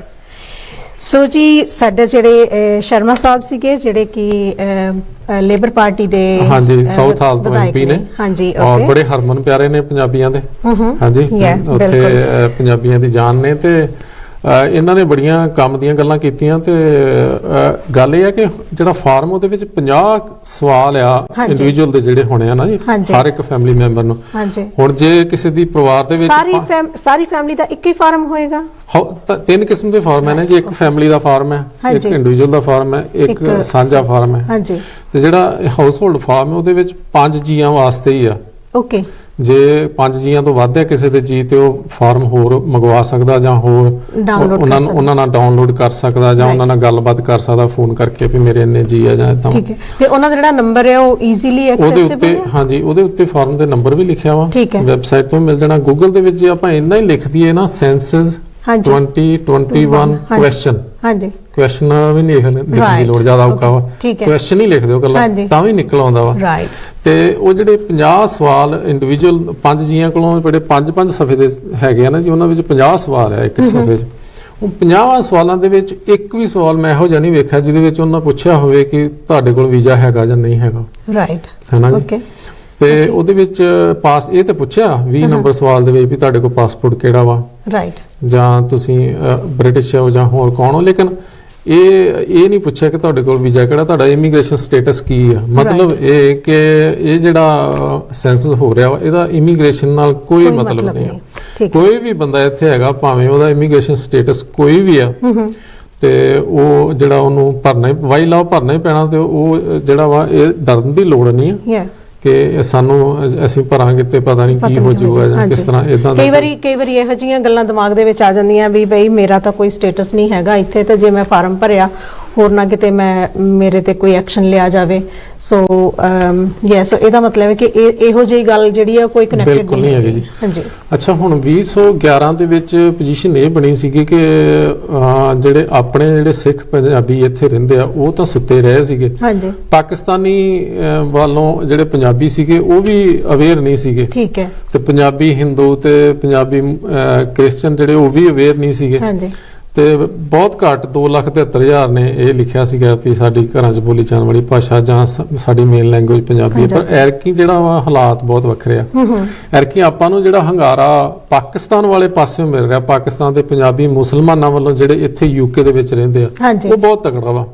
ਹਾਂਜੀ। ਓਕੇ। ਆਪਾਂ ਪੰਜਾਬੀ ਮੀਡੀਆ ਜਿਹੜਾ ਵਾ ਉਹਦੇ ਵਿੱਚ ਤਾਂ ਆਪਾਂ ਅਵੇਅਰ ਕਰ ਹੀ ਚੁੱਕੇ ਆ ਤੇ ਕਰਦੇ ਆ ਰਹੇ ਆ ਸ਼ੁਰੂ ਤੋਂ। ਲੇਕਿਨ ਉਹ ਜਿਹੜੇ ਪਾਕਿਸਤਾਨ ਵਾਲੇ ਪੰਜਾਬੀ ਆ ਉਹਨਾਂ ਨੇ ਬੜੀ ਤਕੜੀ ਕੈਂਪੇਨ ਵਿੱਢੀ ਹੋਈ ਆ। ਹੁਣ ਤਕਰੀਬਨ 8-10 ਤੇ ਮੈਨੂੰ ਹੀ ਪਤਾ ਵਾ ਨਾ ਜਿਹੜੇ ਗਰੁੱਪ ਆ ਯੂਕੇ ਦੇ ਵਿੱਚ ਉਹ ਲੱਗੇ ਹੋਏ ਆ। ਕਿਸੇ ਨੇ YouTube ਚੈਨਲ ਖੋਲਿਆ ਵਾ, ਕੋਈ Facebook ਤੇ ਲਾਈਵ ਕਰਦਾ ਵਾ। ਤੇ ਇੱਕ ਲਾਹੌਰ ਤੋਂ ਆਪਣੇ ਸੰਧੂ ਸਾਹਿਬ ਆ ਜਾਂ ਹੋਰ ਵੀ ਸੱਜਣ ਹੈਗੇ ਆ ਜਿਹੜੇ ਉੱਥੇ ਬੈਠ ਕੇ ਤੇ ਇੱਥੋਂ ਦੇ ਜਿਹੜੇ ਉਹਨਾਂ ਦੇ ਰਿਸ਼ਤੇਦਾਰ ਯਾਰ ਦੋਸਤ ਆ ਉਹਨਾਂ ਨਾਲ ਲਾਈਵ ਇੰਟਰਵਿਊ ਕਰ ਕਰਕੇ ਸਾਰਿਆਂ ਨੂੰ ਦੱਸ ਰਿਹਾ ਕਿ ਯਾਰ ਕਿ 18 ਨੰਬਰ ਜਿਹੜਾ ਹੈ ਨਾ ਖਾਨਾ ਉਹ 'ਚ ਪੰਜਾਬੀ ਲਿਖਣੀ ਹੀ ਲਿਖਣੀ ਆ। ਸੋ ਇੱਥੋਂ ਪਤਾ ਲੱਗਦਾ ਹੈ ਕਿ ਅਸੀਂ ਆਪਣੀ ਮਾਂ ਬੋਲੀ ਦੇ ਨਾਲ ਕਿੰਨਾ ਪਿਆਰ ਕਰਦੇ ਹਾਂ। ਅਸੀਂ ਜਿੱਥੇ ਮਰਜ਼ੀ ਵੀ ਬੈਠੇ ਹੋਈਏ ਤੇ ਲੇਕਿਨ ਅਸੀਂ ਜੋ ਹੈ ਸਾਡਾ ਜੋ ਪਿਆਰ ਹੈ ਸਾਡੀ ਮਾਂ ਬੋਲੀ ਦੇ ਨਾਲ, ਅਸੀਂ ਪੰਜਾਬ ਚੋਂ ਭਾਵੇਂ ਨਿਕਲ ਆਏ ਆ ਬਾਹਰ, ਪਰ ਪੰਜਾਬ ਕਦੀ ਸਾਡੇ ਚੋਂ ਬਾਹਰ ਨਹੀਂ ਨਿਕਲਿਆ। ਸੋ ਅਸੀਂ ਹਮੇਸ਼ਾ ਡਾਇਰੈਕਟਲੀ ਇਨਡਾਇਰੈਕਟਲੀ ਅਸੀਂ ਪੰਜਾਬ ਦੇ ਨਾਲ ਹਰ ਇੱਕ ਤਰ੍ਹਾਂ ਦੇ ਨਾਲ ਅਸੀਂ ਜੁੜੇ ਹੋਏ ਆ, ਆਪਣੀ ਪੰਜਾਬੀ ਮਾਂ ਬੋਲੀ ਦੇ ਨਾਲ ਜੋ ਹੈ ਅਸੀਂ ਜੁੜੇ ਹੋਏ ਆ। ਅਗਲੀ ਕਾਲ ਦੇ ਵੱਲ ਜਾਣ ਤੋਂ ਪਹਿਲਾਂ ਆਪਾਂ ਜਿਹੜਾ ਹੈਗਾ ਇੱਕ ਵਾਰੀ ਫੇਰ ਦੱਸ ਦਈਏ ਕਿ ਫਾਰਮ ਜਿਹੜੇ ਨੇ ਉਹ ਇਸ਼ੂ ਹੋ ਚੁੱਕੇ ਨੇ। ਉਹ ਫਾਰਮ ਜਿਹੜੇ ਨੇ ਉਹ ਆਨਲਾਈਨ ਜਿਹੜੇ ਆ ਤੁਸੀਂ ਦੇਖ ਸਕਦੇ ਹੋ ਤੇ ਤੁਸੀਂ ਜਾ ਸਕਦੇ ਹੋ ons.gov.uk ਤੇ ਵੈਬਸਾਈਟ ਤੇ ਜਾ ਕੇ ਤੇ ਤੁਸੀਂ ਇਹ ਫਾਰਮ ਜਿਹੜਾ ਆ ਉਹਨੂੰ ਤੁਸੀਂ ਡਾਊਨਲੋਡ ਕਰ ਸਕਦੇ ਹੋ ਤੇ ਤੁਸੀਂ ਜਿਹੜੇ ਫਾਰਮ ਆ ਇਹਨਾਂ ਨੂੰ ਭਰ ਸਕਦੇ ਹੋ। ਜੀ, ਹੁਣ ਸਾਡੇ ਨਾਲ ਜੁੜ ਚੁੱਕੇ ਨੇ ਸਾਡੇ ਬਹੁਤ ਹੀ ਹਰਮਨ ਪਿਆਰੇ ਪਹਿਲੇ ਦਸਤਾਰਧਾਰੀ ਮੈਂਬਰ ਪਾਰਲੀਮੈਂਟ ਸਰਦਾਰ ਤਨਮਨਜੀਤ ਸਿੰਘ ਢੇਸੀ, ਜਿਹੜੇ ਦੂਸਰੀ ਵਾਰ MP ਸਲੋ ਤੋਂ ਬਣੇ ਨੇ। ਸਾਨੂੰ ਬੜੇ ਪਿਆਰੇ ਨੇ ਤੇ ਇਹਨਾਂ ਦਾ ਮੁੱਖ ਕੰਮ ਜਿਹੜਾ ਇਹਨਾਂ ਨੇ ਇੱਥੇ ਕਮਿਊਨਿਟੀ ਵਾਸਤੇ ਕੀਤਾ ਜਿਹੜਾ ਸਦੀਆਂ ਤੱਕ ਯਾਦ ਰਹੂਗਾ ਕਿ World War I ਤੇ World War II ਦੇ ਵਿੱਚ ਜਿਹੜੇ ਪੰਜਾਬੀ ਭਾਸ਼ਾ ਬੋਲਣ ਵਾਲੇ ਫੌਜੀ ਸ਼ਹੀਦ ਹੋਏ ਸੀਗੇ ਉਹਨਾਂ ਨੂੰ ਇਹਨਾਂ ਨੇ ਬੜਾ ਮਾਣ ਸਤਿਕਾਰ ਦਿਵਾਇਆ ਵਾ ਔਰ ਇਹਨਾਂ ਨੇ ਬੜੇ ਸਟੈਚੂ ਲਵਾਏ ਆ ਤੇ ਹੋਰ ਵੀ ਲਵਾਉਂਦੇ ਜਾ ਰਹੇ ਨੇ। ਤੇ ਸਮੇਂ-ਸਮੇਂ ਤੇ ਜਿਹੜੇ ਕਰੰਟ ਟੌਪਿਕ ਹੁੰਦੇ ਉਹਨਾਂ ਨੂੰ ਵੀ ਬੜਾ ਜ਼ਿੰਮੇਵਾਰੀ ਦੇ ਨਾਲ ਅੱਗੇ ਹੋ ਕੇ ਸਰਕਾਰਾਂ ਤੱਕ ਪਹੁੰਚਾਉਂਦੇ ਰਹਿੰਦੇ ਨੇ। ਢੇਸੀ ਸਾਹਿਬ ਸਤਿ ਸ੍ਰੀ ਅਕਾਲ ਜੀ। ਸਤਿ ਸ੍ਰੀ ਅਕਾਲ ਢੇਸੀ ਸਾਹਿਬ। ਸਤਿ ਸ੍ਰੀ ਅਕਾਲ ਜੀ ਭਗਨਾ ਸਾਹਿਬ, ਭੈਣ ਜੀ, ਸਾਰੇ KTV ਦੇ ਦਰਸ਼ਕਾਂ ਨੂੰ ਵੀ ਪਿਆਰ ਭਰੀ ਸਤਿ ਸ੍ਰੀ ਅਕਾਲ। ਢੇਸੀ ਸਾਹਿਬ, ਜਿਹੜਾ ਹੁਣ ਆਪਣਾ ਇਸ ਵੇਲੇ ਚੈਲੰਜ ਹੈ ਆਪਣੇ ਸਾਹਮਣੇ, ਆਪਾਂ ਪੰਜਾਬੀ ਬੋਲੀ ਨੂੰ ਦੂਸਰੇ ਨੰਬਰ ਤੇ ਲੈ ਕੇ ਆਉਣਾ ਵਾ ਯੂਕੇ ਦੇ ਵਿੱਚ, ਜਿਹੜੀ 2011 ਚ ਤੀਸਰੇ ਨੰਬਰ ਤੇ ਰਹਿ ਗਈ ਸੀਗੀ। ਉਹਦੇ ਬਾਰੇ ਸਾਨੂੰ ਕੋਈ ਰਸਤਾ ਦੱਸੋ ਵੀ ਅਸੀਂ ਹੋਰ, ਕੋਵਿਡ ਦਾ ਸਮਾਂ ਚੱਲ ਰਿਹਾ ਤੇ ਕਿਸ ਤਰੀਕੇ ਦੇ ਨਾਲ ਅਸੀਂ ਇਸ ਮੁਹਿੰਮ ਨੂੰ ਹੋਰ ਤੇਜ਼ ਕਰੀਏ, ਤੇ ਤੁਸੀਂ ਆਪਣੇ ਇਲਾਕੇ ਦੇ ਵਿੱਚ ਕਿਸ ਤਰੀਕੇ ਦੇ ਨਾਲ ਇਹਨੂੰ ਲੋਕਾਂ ਤੱਕ ਪਹੁੰਚਾ ਰਹੇ ਹੋ ਜੀ? ਜੀ, ਸਭ ਤੋਂ ਪਹਿਲਾਂ ਤਾਂ ਪਟਨਾ ਸਾਹਿਬ, ਤੁਹਾਨੂੰ ਤੇ ਜਿਹੜਾ ਪੰਜਾਬੀ ਭਾਸ਼ਾ ਚੇਤਨਾ ਬੋਰਡ ਨੂੰ ਵੀ ਲੱਖ ਲੱਖ ਵਧਾਈ ਪੇਸ਼ ਕਰਦਾ ਕਿ ਜਿਸ ਤਰੀਕੇ ਨਾਲ ਤੁਸੀਂ ਲਗਾਤਾਰ ਪੰਜਾਬੀ ਭਾਸ਼ਾ ਦੀ ਪ੍ਰਫੁੱਲਤਾ ਦੇ ਲਈ ਜੋ ਤੁਸੀਂ ਕਦਮ ਚੁੱਕ ਰਹੇ ਹੋ। ਅੱਜ ਵੀ ਜਿਹੜਾ ਇਹ ਉਸੇ ਕੜੀ ਦੇ ਵਿੱਚ ਜਿਹੜਾ ਅੱਜ ਦਾ ਜਿਹੜਾ ਪ੍ਰੋਗਰਾਮ ਆ KTV ਨੂੰ ਵੀ ਮੈਂ ਵਧਾਈ ਇਸ ਕਰਕੇ ਦਿੰਦਾ ਕਿਉਂਕਿ ਤੁਸੀਂ ਲੋਕਾਂ ਨੂੰ ਉਹਨਾਂ ਦੇ ਵਿੱਚ ਜਾਗਰਤੀ ਤੁਸੀਂ ਪੈਦਾ ਕਰ ਰਹੇ ਹੋ ਕਿ ਇਹ ਮਸਲੇ ਕਿਉਂ ਸਾਡੇ ਲਈ ਜ਼ਰੂਰੀ ਨੇ, ਕਿਉਂ ਸਾਡੀ ਭਾਸ਼ਾ ਤੇ ਸਾਡੇ ਸੱਭਿਆਚਾਰ ਨੂੰ ਅੱਗੇ ਵਧਾਉਣ ਨੂੰ ਇਹ ਕਿਉਂ ਇਹ ਸਭ ਕੁਝ ਜ਼ਰੂਰੀ ਆ। ਸੋ ਮੈਂ ਜਿੰਨੇ ਵੀ KTV ਦੇ ਦਰਸ਼ਕ ਨੇ ਉਹਨਾਂ ਨੂੰ ਵੀ ਇਹੀ ਬੇਨਤੀ ਕਰੂੰਗਾ ਕਿ ਤੁਸੀਂ ਜਿਹੜਾ ਮਾਰਚ ਦੇ ਵਿੱਚ ਜਿਹੜੀ ਇਹ ਜਨਗਣਨਾ ਜਿਹੜੀ ਹੋਣੀ ਆ ਕਿ ਜਿਹੜਾ ਸੈਂਸਸ ਹਰ 10 ਸਾਲਾਂ ਬਾਅਦ ਹੁੰਦਾ ਆ, ਇਹ ਫਾਰਮ ਆਪਣੇ ਜ਼ਰੂਰ ਭਰਨੇ। ਤੇ ਜਿਹੜਾ 18ਵਾਂ ਜਿਹੜਾ ਖਾਨਾ ਹੈਗਾ ਆ ਉਸ ਦੇ ਵਿੱਚ ਤੁਸੀਂ ਜਿੱਥੇ ਆਪਣੀ ਮਾਂ ਬੋਲੀ ਦਾ ਵੀ ਮਦਰ ਟੰਗ ਦਾ ਲਿਖਿਆ ਹੋਇਆ ਆ ਉੱਥੇ ਤੁਸੀਂ ਜ਼ਰੂਰ ਪੰਜਾਬੀ ਜ਼ੁਬਾਨ ਨੂੰ ਉੱਥੇ ਭਰਨਾ ਕਿਉਂਕਿ ਜਿਹੜਾ ਤੁਹਾਡੀ ਮੇਨ ਲੈਂਗੁਏਜ ਜਿਹਦਾ ਲਿਖਿਆ ਹੋਇਆ ਉਹਦੇ ਵਿੱਚ ਉਹ ਇਹ ਆ ਵੀ ਆਪਾਂ ਘਰ ਦੇ ਵਿੱਚ ਹੁਣ ਜਿੱਦਾਂ ਸਾਡੇ ਵਰਗੇ ਸ਼ੁਰੂ ਤੋਂ ਹੀ ਜਦੋਂ ਮਾਂ-ਬਾਪ ਬਜ਼ੁਰਗਾਂ ਦਾ ਜਿਹੜਾ ਸਾਥ ਸੀ ਅਸੀਂ ਘਰ ਦੇ ਵਿੱਚ ਪੰਜਾਬੀ ਬੋਲਦੇ ਸੀ। ਹੁਣ ਵੀ ਮੈਨੂੰ ਇਹੀ ਆਸ਼ਾ ਕਿ ਜਿਹੜੇ ਤੁਹਾਡੇ ਦਰਸ਼ਕ ਵੀ ਜ਼ਿਆਦਾਤਰ ਆ ਉਹ ਵੀ ਘਰ 'ਚ ਵਿੱਚ ਪੰਜਾਬੀ ਬੋਲਦੇ ਹੋਣਗੇ। ਸੋ ਜੇ ਆਪਾਂ ਪੰਜਾਬੀ ਭਾਸ਼ਾ ਲਿਖਦੇ ਆ ਉਹਦੇ ਨਾਲ ਇੱਕ ਤਾਂ ਪੰਜਾਬੀ ਜ਼ੁਬਾਨ ਦਾ ਮਿਆਰ ਨਾ ਸਿਰਫ UK ਵਿੱਚ ਪਰ ਦੁਨੀਆ ਭਰ ਦੇ ਵਿੱਚ ਵੱਧਦਾ ਆ। ਸਾਨੂੰ ਫਖਰ ਤਾਂ ਮਾਣ ਹੋਣਾ ਚਾਹੀਦਾ ਇਸ ਪੰਜਾਬੀ ਜ਼ੁਬਾਨ ਤੇ ਸੱਭਿਆਚਾਰ ਤੇ। ਤੇ ਜੇ ਆਪਾਂ ਚਾਹੁੰਦੇ ਹਾਂ ਕਿ ਪੰਜਾਬੀ ਦੇ ਲਈ ਹੋਰ ਸਹੂਲਤਾਂ ਹੋਣ ਜਾਂ ਜਿਹੜੇ ਪਰਚੇ ਜਾਂ ਲੀਫਲੇਟਸ ਵਗੈਰਾ ਜਦੋਂ ਤਿਆਰ ਕੀਤੇ ਜਾਂਦੇ ਨੇ, ਕਿਤਾਬਾਂ ਤਿਆਰ ਕੀਤੀਆਂ ਜਾਂਦੀਆਂ ਨੇ, ਉਹ ਵੀ ਫਿਰ ਪੰਜਾਬੀ ਨੂੰ ਉਸਦਾ ਬਣਦਾ ਮਾਣ ਸਤਿਕਾਰ ਮਿਲੂਗਾ। ਜੇ ਲੋਕੀ ਇਸ ਜਨਗਣਨਾ ਨੂੰ ਨਾ ਭਰੂਗੇ ਜਾਂ ਗਲਤੀ ਦੇ ਨਾਲ ਕਿਉਂਕਿ ਅਕਸਰ ਏਦਾਂ ਹੁੰਦਾ ਵੀ ਕਈ ਘਰਾਂ ਦੇ ਵਿੱਚ ਦੋਨੇ ਹੀ ਜ਼ੁਬਾਨਾਂ ਬੋਲੀਆਂ ਜਾਂਦੀਆਂ ਨੇ, ਪੰਜਾਬੀ ਵੀ ਤੇ ਅੰਗਰੇਜ਼ੀ ਵੀ। ਸੋ ਕਈ ਗਲਤੀ ਦੇ ਨਾਲ ਅੰਗਰੇਜ਼ੀ ਵੀ ਭਰ ਦਿੰਦੇ ਆ ਕਿਉਂਕਿ ਉਹਨਾਂ ਨੂੰ ਇਸ ਗੱਲ ਦੇ ਬਾਰੇ ਪੂਰਾ ਇਲਮ ਨਹੀਂ ਹੁੰਦਾ। ਉਹ ਸੋਚਦੇ ਨੇ ਕਿ ਜੇ ਪੰਜਾਬੀ ਭਰੂਗੇ ਤਾਂ ਉਸ ਦੇ ਨਾਲ ਕਈ ਵਾਰੀ ਉਹ ਨਮੋਸ਼ੀ ਵੀ ਮਹਿਸੂਸ ਕਰਦੇ ਨੇ। ਮੈਂ ਉਹਨਾਂ ਨੂੰ ਵੀ ਇਹ ਬੇਨਤੀ ਕਰਦਾ ਕਿ ਆਪਾਂ ਨੂੰ ਦੇਖੋ ਇਹ ਨਮੋਸ਼ੀ ਦੀ ਗੱਲ ਨਹੀਂ ਗੀ, ਆਪਾਂ ਨੂੰ ਇਹ ਪੂਰਾ ਫਖਰ ਹੋਣਾ ਚਾਹੀਦਾ ਕਿ ਪੰਜਾਬੀ ਜਿਹੜਾ ਅਮੀਰ ਵਿਰਸਾ ਆ ਉਹਨੂੰ ਆਪਾਂ ਅੱਗੇ ਲੈ ਕੇ ਜਾਣਾ ਹੈ। ਸੋ ਉਹ ਤੁਸੀਂ ਜੋ ਸਹੀ ਆ ਜੋ ਤੁਹਾਡੇ ਘਰ ਦੇ ਵਿੱਚ ਜੋ ਆਪਾਂ ਪੰਜਾਬੀ ਬੋਲਦੇ ਤਾਂ ਉਹ ਪੰਜਾਬੀ ਨੂੰ ਜ਼ਰੂਰ ਲਿਖੋ। ਤਾਂ ਮੈਂ ਤਾਂ ਅਲੱਗ-ਅਲੱਗ ਜਿੱਥੇ ਵੀ ਕਿਤੇ ਸਾਨੂੰ ਬੈਠਣ ਦਾ ਗੱਲਬਾਤ ਕਰਨ ਦਾ ਜੋ ਹੁਣ ਮੀਡੀਆ ਦੇ ਰਾਹੀਂ ਵੀ ਚਾਹੇ ਉਹ TV ਤੇ ਜਾਂ ਰੇਡੀਓ ਤੇ ਅਸੀਂ ਤਾਂ ਬਾਰ-ਬਾਰ ਇਹੀ ਸੰਦੇਸ਼ ਦਿੰਦੇ ਹਾਂ ਕਿ ਤੁਸੀਂ ਪੰਜਾਬੀ ਨੂੰ ਅਗਾਂਹ ਵਧੂ ਉਹਨੂੰ ਆਪਾਂ ਬਣਾਉਣ ਨੂੰ ਉਸ ਜ਼ੁਬਾਨ ਦੀ ਆਪਾਂ ਸਹਾਇਤਾ ਕਰੀਏ। ਤੇ ਮੈਨੂੰ ਪਤਾ ਆ ਭਗਤ ਸਾਹਿਬ ਇਹ ਤੁਸੀਂ ਜਿਹੜਾ ਵਧੀਆ ਤਾਲਮੇਲ ਕਰ ਰਹੇ ਜਿਹੜੇ ਆਪਣੇ ਪਾਕਿਸਤਾਨ ਪੰਜਾਬ ਜਿਹੜਾ ਲਹਿੰਦੇ ਪੰਜਾਬ ਦੇ ਵੀ ਇੱਥੇ UK ਦੇ ਬਹੁਤ ਸਾਰੇ ਵਸਨੀਕ ਨੇ ਉਹਨਾਂ ਦੇ ਨਾਲ ਵੀ ਤੁਸੀਂ ਵਧੀਆ ਤਾਲਮੇਲ ਕਰ ਰਹੇ ਹੋ ਤਾਂ ਕਿ ਆਪਾਂ ਇਹ ਇੱਕ ਇਕੱਠੇ ਹੋ ਕੇ ਜਿਹੜੇ ਪੰਜਾਬੀ ਆ ਇਹ ਅਕਸਰ ਪਹਿਲਾਂ ਚਲੋ ਇਕੱਠ ਹੁੰਦਾ ਸੀਗਾ, ਫਿਰ 47 ਦੀ ਵੰਡ ਤੋਂ ਬਾਅਦ ਉਹ ਕਈ ਰਿਸ਼ਤਿਆਂ ਦੇ ਵਿੱਚ ਕੜਵਾਹਟ ਵੀ ਜਿਹੜੀ ਆ ਗਈ ਸੀ, ਪਰ ਉਹਦੇ ਬਾਵਜੂਦ ਵੀ ਆਪਣਾ ਜਿਹੜੀ ਜ਼ੁਬਾਨ ਹੈ ਆਪਣਾ ਸੱਭਿਆਚਾਰ ਇੱਕੋ ਹੀ ਆ। ਸੋ ਉਹਦੇ ਤਹਿਤ ਮੈਂ ਉਹਨਾਂ ਨੂੰ ਵੀ ਸਾਰਿਆਂ ਨੂੰ ਬੇਨਤੀ ਕਰਦਾ ਆ ਕਿ ਆਪਾਂ ਜਿੰਨੇ ਵੀ ਪੰਜਾਬੀ ਪਿਛੋਕੜਦੇ ਆ ਆਪਾਂ ਪੰਜਾਬੀ ਨੂੰ ਜ਼ਰੂਰ ਉਸ ਖਾਨੇ ਦੇ ਵਿੱਚ ਲਿਖੀਏ। ਜੀ ਢੇਸੀ ਸਾਹਿਬ, ਮੈਂ ਹੁਣੇ ਸ਼ਰਮਾ ਜੀ ਆਪਣੇ ਸਾਊਥ ਹਾਲ ਵਾਲੇ MP ਉਹਨਾਂ ਨਾਲ ਗੱਲਬਾਤ ਕਰ ਰਿਹਾ ਸੀਗਾ ਤੇ ਮੈਂ ਉਹਨਾਂ ਨਾਲ ਵਿਚਾਰ ਕੀਤੀ ਕਿ ਪਿਛਲੇ ਵੀਕ ਮੈਂ ਖੁਦ 10 ਕੁ ਬੰਦਿਆਂ ਨੂੰ ਇੱਕ ਛੋਟਾ ਜਿਹਾ ਸਰਵੇ ਕੀਤਾ, ਪੁੱਛਿਆ ਤੇ ਉਹਨਾਂ ਚੋਂ ਤਕਰੀਬਨ ਅੱਧਿਆਂ ਨੂੰ ਨਹੀਂ ਸੀ ਪਤਾ ਕਿ UK ਦੇ ਵਿੱਚ ਸੈਂਸਸ ਵੀ ਹੋ ਰਿਹਾ, ਤਕਰੀਬਨ ਗੋਰਿਆਂ ਨੂੰ ਵੀ ਨਹੀਂ ਸੀ ਪਤਾ। ਤੇ ਤੁਸੀਂ ਪਾਰਲੀਮੈਂਟ ਦੇ ਵਿੱਚ ਕੋਈ ਇਹੋ ਜਿਹਾ ਯਤਨ ਕਰ ਰਹੇ ਜੇ ਕੋਈ ਜਾਂ ਕੋਈ ਆਪਣੀ ਲੇਬਰ ਪਾਰਟੀ ਵੱਲੋਂ ਕਿ ਸਾਰਿਆਂ ਨੂੰ ਪਤਾ ਲੱਗੇ ਤੇ ਜਦੋਂ ਤੁਸੀਂ ਕੋਈ ਗੱਲ ਕਰਦੇ ਜੇ ਨਾ ਜੀ ਪਾਰਲੀਮੈਂਟ 'ਚ ਉਹ ਗੋਰਿਆਂ ਤੱਕ ਜਾਵੇ ਭਾਵੇਂ ਨਾ ਜਾਵੇ, ਤੁਸੀਂ ਜਿਹੜੀ ਮਰਜ਼ੀ ਭਾਸ਼ਾ 'ਚ ਕਰੋ ਲੇਕਿਨ ਆਪਣੇ ਪੰਜਾਬੀਆਂ ਤੱਕ ਜ਼ਰੂਰ ਪਹੁੰਚ ਜਾਂਦੀ ਹੈ ਜੀ। ਇਹ ਤਾਂ ਚਲੋ ਪੰਜਾਬੀਆਂ ਦਾ ਪਿਆਰ ਆ, ਆਪਾਂ ਪੰਜਾਬੀਆਂ ਦੇ ਮਸਲਿਆਂ ਲਈ ਖੜਦੇ ਵੀ ਆ, ਚਾਹੇ ਉਹ ਸਿੱਖ ਭਾਈਚਾਰੇ ਦੇ ਹੋਣ ਚਾਹੇ ਉਹ ਪੰਜਾਬੀਆਂ ਦੇ ਹੋਣ ਜਾਂ ਇਹ ਦੇਖੋ ਇਹ ਮਸਲਿਆਂ ਤੇ ਸਾਡਾ ਫਰਜ਼ ਵੀ ਬਣਦਾ ਵੀ ਅਸੀਂ ਖੜੇ ਹੋਈਏ। ਇਹ ਜਿਹੜੀ ਜਨਗਣਨਾ ਆ ਇਹ ਕਿਉਂਕਿ ਹਜੇ ਮਾਰਚ ਦੇ ਵਿੱਚ ਹੋਣੀ ਆ, ਇਹਦਾ ਜਿਹੜੇ ਸਰਕਾਰੀ ਤੌਰ ਤੇ ਜਾਂ ਸਿਆਸੀ ਤੌਰ ਤੇ ਜਿਹੜੀ ਮੁਹਿੰਮ ਆ ਉਹ ਉਦੋਂ ਜ਼ਿਆਦਾ ਸਰਗਰਮ ਹੋਣੀ ਹੈ ਜਦੋਂ ਲੋਕਾਂ ਦੇ ਘਰਾਂ ਦੇ ਵਿੱਚ ਫਾਰਮ ਭੇਜਣ ਦੀ ਕਾਰਵਾਈ ਸ਼ੁਰੂ ਹੋਣੀ ਆ।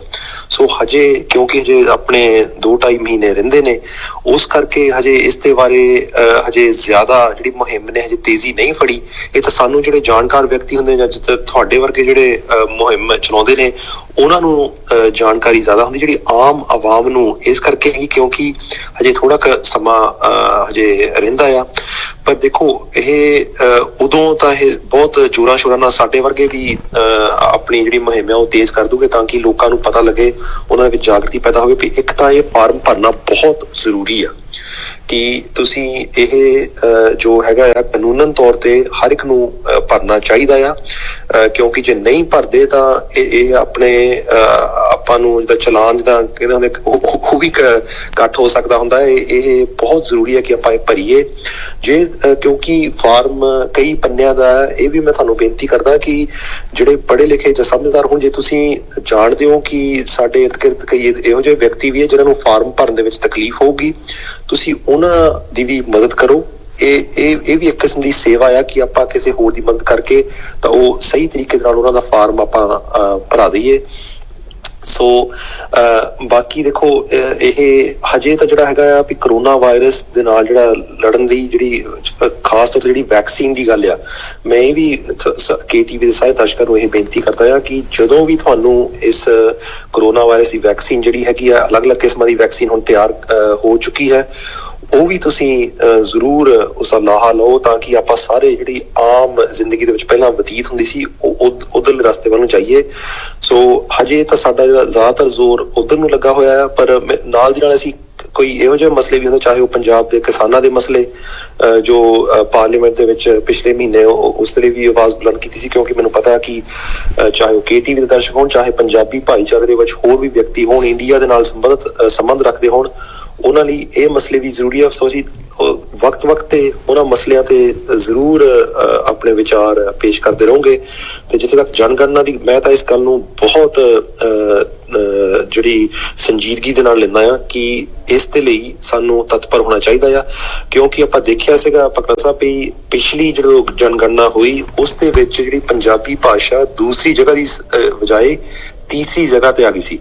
ਸੋ ਹੁਣ ਆਪਾਂ ਜੇ ਐਤਕੀ ਥੋੜੀ ਜਿਹੜੀ ਚੇਤਨਾ ਆ, ਅਵੇਅਰਨੈਸ ਜ਼ਿਆਦੀ ਲੋਕਾਂ ਦੇ ਵਿੱਚ ਆਪਾਂ ਪੈਦਾ ਕਰੂੰਗੇ, ਉਸ ਦੇ ਤਹਿਤ ਮੈਨੂੰ ਪੂਰੀ ਆਸ ਹੈ ਕਿ ਪੰਜਾਬੀ ਭਾਸ਼ਾ ਨੂੰ ਆਪਾਂ ਫਿਰ ਦੂਸਰੇ ਦਰਜੇ ਤੇ ਲੈ ਕੇ ਜਾ ਸਕਦੇ ਹਾਂ ਇਸ ਦੇਸ਼ ਦੇ ਵਿੱਚ। ਜੀ ਢੇਸੀ ਸਾਹਿਬ, ਬਹੁਤ ਮਿਹਰਬਾਨੀ ਤੁਹਾਡੀ, ਤੁਸੀਂ ਆਪਣਾ ਕੀਮਤੀ ਸਮਾਂ ਕੱਢਿਆ ਜੀ। ਢੇਸੀ ਸਾਹਿਬ, ਮੇਰੇ ਕੋਲ ਇੱਕ ਕੁਐਸਚਨ ਹੈ ਤੁਹਾਡੇ ਵਾਸਤੇ ਕਿ ਸਾਡੇ ਜਿਹੜੇ ਪੁਰਖੇ ਜਿਹੜੇ ਨੇ ਉਹਨਾਂ ਦਾ ਬਹੁਤ ਸਾਰਾ ਕੰਟਰੀਬਿਊਸ਼ਨ ਹੈ ਇਸ ਮਤਲਬ ਕਿ ਬ੍ਰਿਟਿਸ਼ ਦੇ ਵਿੱਚ, ਤੇ ਉਹਨਾਂ ਮਤਲਬ ਕਿ ਅਸੀਂ ਚਾਹੁੰਦੇ ਹਾਂ ਕਿ ਜਿਹੜੀ ਪੰਜਾਬੀ ਭਾਸ਼ਾ ਆ ਉਹਨੂੰ ਮੇਨ ਸਟ੍ਰੀਮ ਸਕੂਲਾਂ ਦੇ ਵਿੱਚ ਵੀ ਜਿਹੜਾ ਆ ਉਹ ਲਾਗੂ ਕਰਵਾਉਣਾ ਚਾਹੀਦਾ ਹੈ। ਇਹਦੇ ਬਾਰੇ ਤੁਸੀਂ ਕੀ ਕਹੋਗੇ? ਜੀ ਦੇਖੋ ਭੈਣ ਜੀ, ਤੁਸੀਂ ਬਹੁਤ ਵਧੀਆ ਇਹ ਗੱਲ ਆਖੀ ਆ। ਮੇਰੇ ਵਰਗੇ ਵੀ ਜਦੋਂ ਅਸੀਂ ਛੋਟੇ ਹੁੰਦੇ ਸੀ ਤਾਂ ਮਾਂ-ਬਾਪ ਨੇ ਪੰਜਾਬੀ GCSE ਪੜ੍ਹਾਈ, ਪੰਜਾਬੀ A ਲੈਵਲ ਪੜ੍ਹਾਇਆ, ਫਿਰ ਕਿਉਂਕਿ ਉਹਨਾਂ ਨੂੰ ਸਿੱਖੀ ਦੇ ਨਾਲ ਵੀ ਪਿਆਰ ਸੀ, ਉਹਨਾਂ ਨੇ ਉਹ ਸਾਨੂੰ AS ਲੈਵਲ ਜਿਹੜਾ ਅੱਧਾ A ਲੈਵਲ ਹੁੰਦਾ ਆ ਸਿੱਖੀ ਦੇ ਬਾਰੇ ਵੀ, ਉਹਦੇ ਬਾਰੇ ਵੀ ਸਾਨੂੰ ਕਲਾਸ 'ਚ ਪੜ੍ਹਾਇਆ। ਪਰ ਤਰਾਸ ਦੀ ਇਸ ਗੱਲ ਦੀ ਹੈ ਕਿ ਜ਼ਿਆਦਾਤਰ ਜਿਹੜੇ ਮਾਂ-ਬਾਪ ਨੇ ਉਹ ਬੱਚਿਆਂ ਨੂੰ ਪੰਜਾਬੀ ਪੜ੍ਹਾਉਣ ਦੇ ਵਿੱਚ ਉਹ ਇੱਕ ਤਾਂ ਉਸ ਗੱਲ ਨੂੰ ਤਰਜੀਹ ਨਹੀਂ ਦਿੰਦੇ, ਉਹ ਨਾ ਹੀ ਉਹਨਾਂ ਨੂੰ ਫਖਰ ਮਹਿਸੂਸ ਹੁੰਦਾ ਵੀ ਅਸੀਂ ਇਹ ਸਾਡੇ ਬੱਚਿਆਂ ਨੂੰ ਇਹ ਜ਼ੁਬਾਨ ਪੜ੍ਹਨੀ ਲਿਖਣੀ ਸਹੀ ਤਰੀਕੇ ਨਾਲ ਆਊਗੀ। ਸੋ ਅਕਸਰ ਅਸੀਂ ਦੇਖਦੇ ਇਹ ਸੀਗੇ ਕਿ ਪੰਜਾਬੀਆਂ ਦੀ ਗਿਣਤੀ ਤਾਂ ਬਹੁਤ ਹੁੰਦੀ ਸੀ ਵੀ ਕਈ ਇਲਾਕਿਆਂ ਦੇ ਕਈ ਸ਼ਹਿਰਾਂ ਦੇ ਵਿੱਚ, ਪਰ ਜਦੋਂ ਉਹ ਆਉਂਦਾ ਸੀਗਾ ਵੀ ਬੱਚੇ ਸਕੂਲ ਦੇ ਵਿੱਚ ਵੀ ਉਹ ਪੰਜਾਬੀ ਪੜ੍ਹੂਗੇ ਵੀ ਜਾਂ ਉਸ ਤੇ ਇਮਤਿਹਾਨ ਵੀ ਦਊਗੇ, ਉਹ ਗਿਣਤੀ ਬਹੁਤ ਘੱਟ ਹੋ ਜਾਂਦੀ ਸੀ।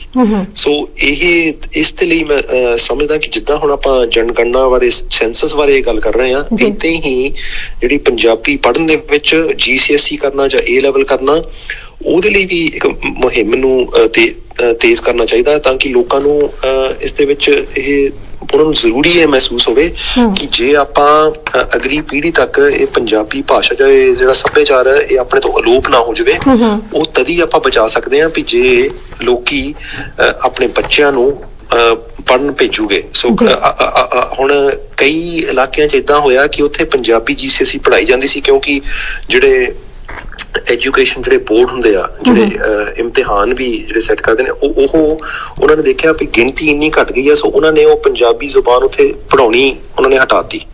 ਸੋ ਇਹ ਬਹੁਤ ਜ਼ਰੂਰੀ ਆ ਕਿ ਲੋਕੀ ਆਪਣੇ ਬੱਚਿਆਂ ਨੂੰ ਦਾਖਲ ਜ਼ਰੂਰ ਕਰਨ, ਤਾਂ ਕਿ ਜਿਹੜਾ ਆਪਣਾ ਜ਼ੁਬਾਨ ਆ ਆਪਾਂ ਆਪਾਂ ਇਸ ਨੂੰ ਨਾ ਸਿਰਫ ਬਚਾ ਕੇ ਰੱਖੀਏ, ਆਪਾਂ ਇਹਨੂੰ ਪ੍ਰਫੁੱਲਤ ਵੀ ਕਰ ਸਕਦੇ ਹਾਂ। ਇਹ ਮੈਂ ਤਾਂ ਸਮਝਦਾ ਕਿ ਜੇ ਬੱਚਿਆਂ ਨੂੰ ਪੰਜਾਬੀ ਪੜ੍ਹਨੀ ਲਿਖਣੀ ਆਊਗੀ, ਉਹਦੇ ਨਾਲ ਉਹਨਾਂ ਦਾ ਜਿਹੜਾ ਗਿਆਨ ਹੋਰ ਵਧੂਗਾ ਅਤੇ ਉਹ ਇਸ ਅਮੀਰ ਜਿਹੜੀ ਇੰਨੀ ਖੂਬਸੂਰਤ ਜਿਹੜੀ ਜ਼ੁਬਾਨ ਆ, ਜਿਸ 'ਚ ਚਾਹੇ ਆਪਣਾ ਜਿਹੜਾ ਪੰਜਾਬੀ ਸਾਹਿਤ ਆ, ਇੰਨੀਆਂ ਵਧੀਆ ਨੋਵਲਾਂ ਨੇ, ਚਾਹੇ ਉਹ ਅਖਬਾਰਾਂ ਪੜ੍ਹਨ ਦੇ ਵਿੱਚ ਜਦੋਂ ਪੰਜਾਬ ਜਾਓ ਤੇ ਇੰਡੀਆ ਨੂੰ ਜਾਂਦੇ ਆ, ਉੱਥੇ ਵੀ ਉਹ ਵਧੀਆ ਤਰੀਕੇ ਨਾਲ ਲੋਕਾਂ ਨਾਲ ਤਾਲਮੇਲ ਕਰ ਸਕਦੇ ਆ। ਜਦੋਂ ਉੱਥੇ ਫੱਟੇ ਲੱਗੇ ਹੁੰਦੇ ਆ, ਚਾਹੇ ਸੜਕਾਂ ਤੇ ਦੁਕਾਨਾਂ ਤੇ, ਉਹ ਵੀ ਉਸਨੂੰ ਪੜ੍ਹ ਸਕਦੇ ਨੇ।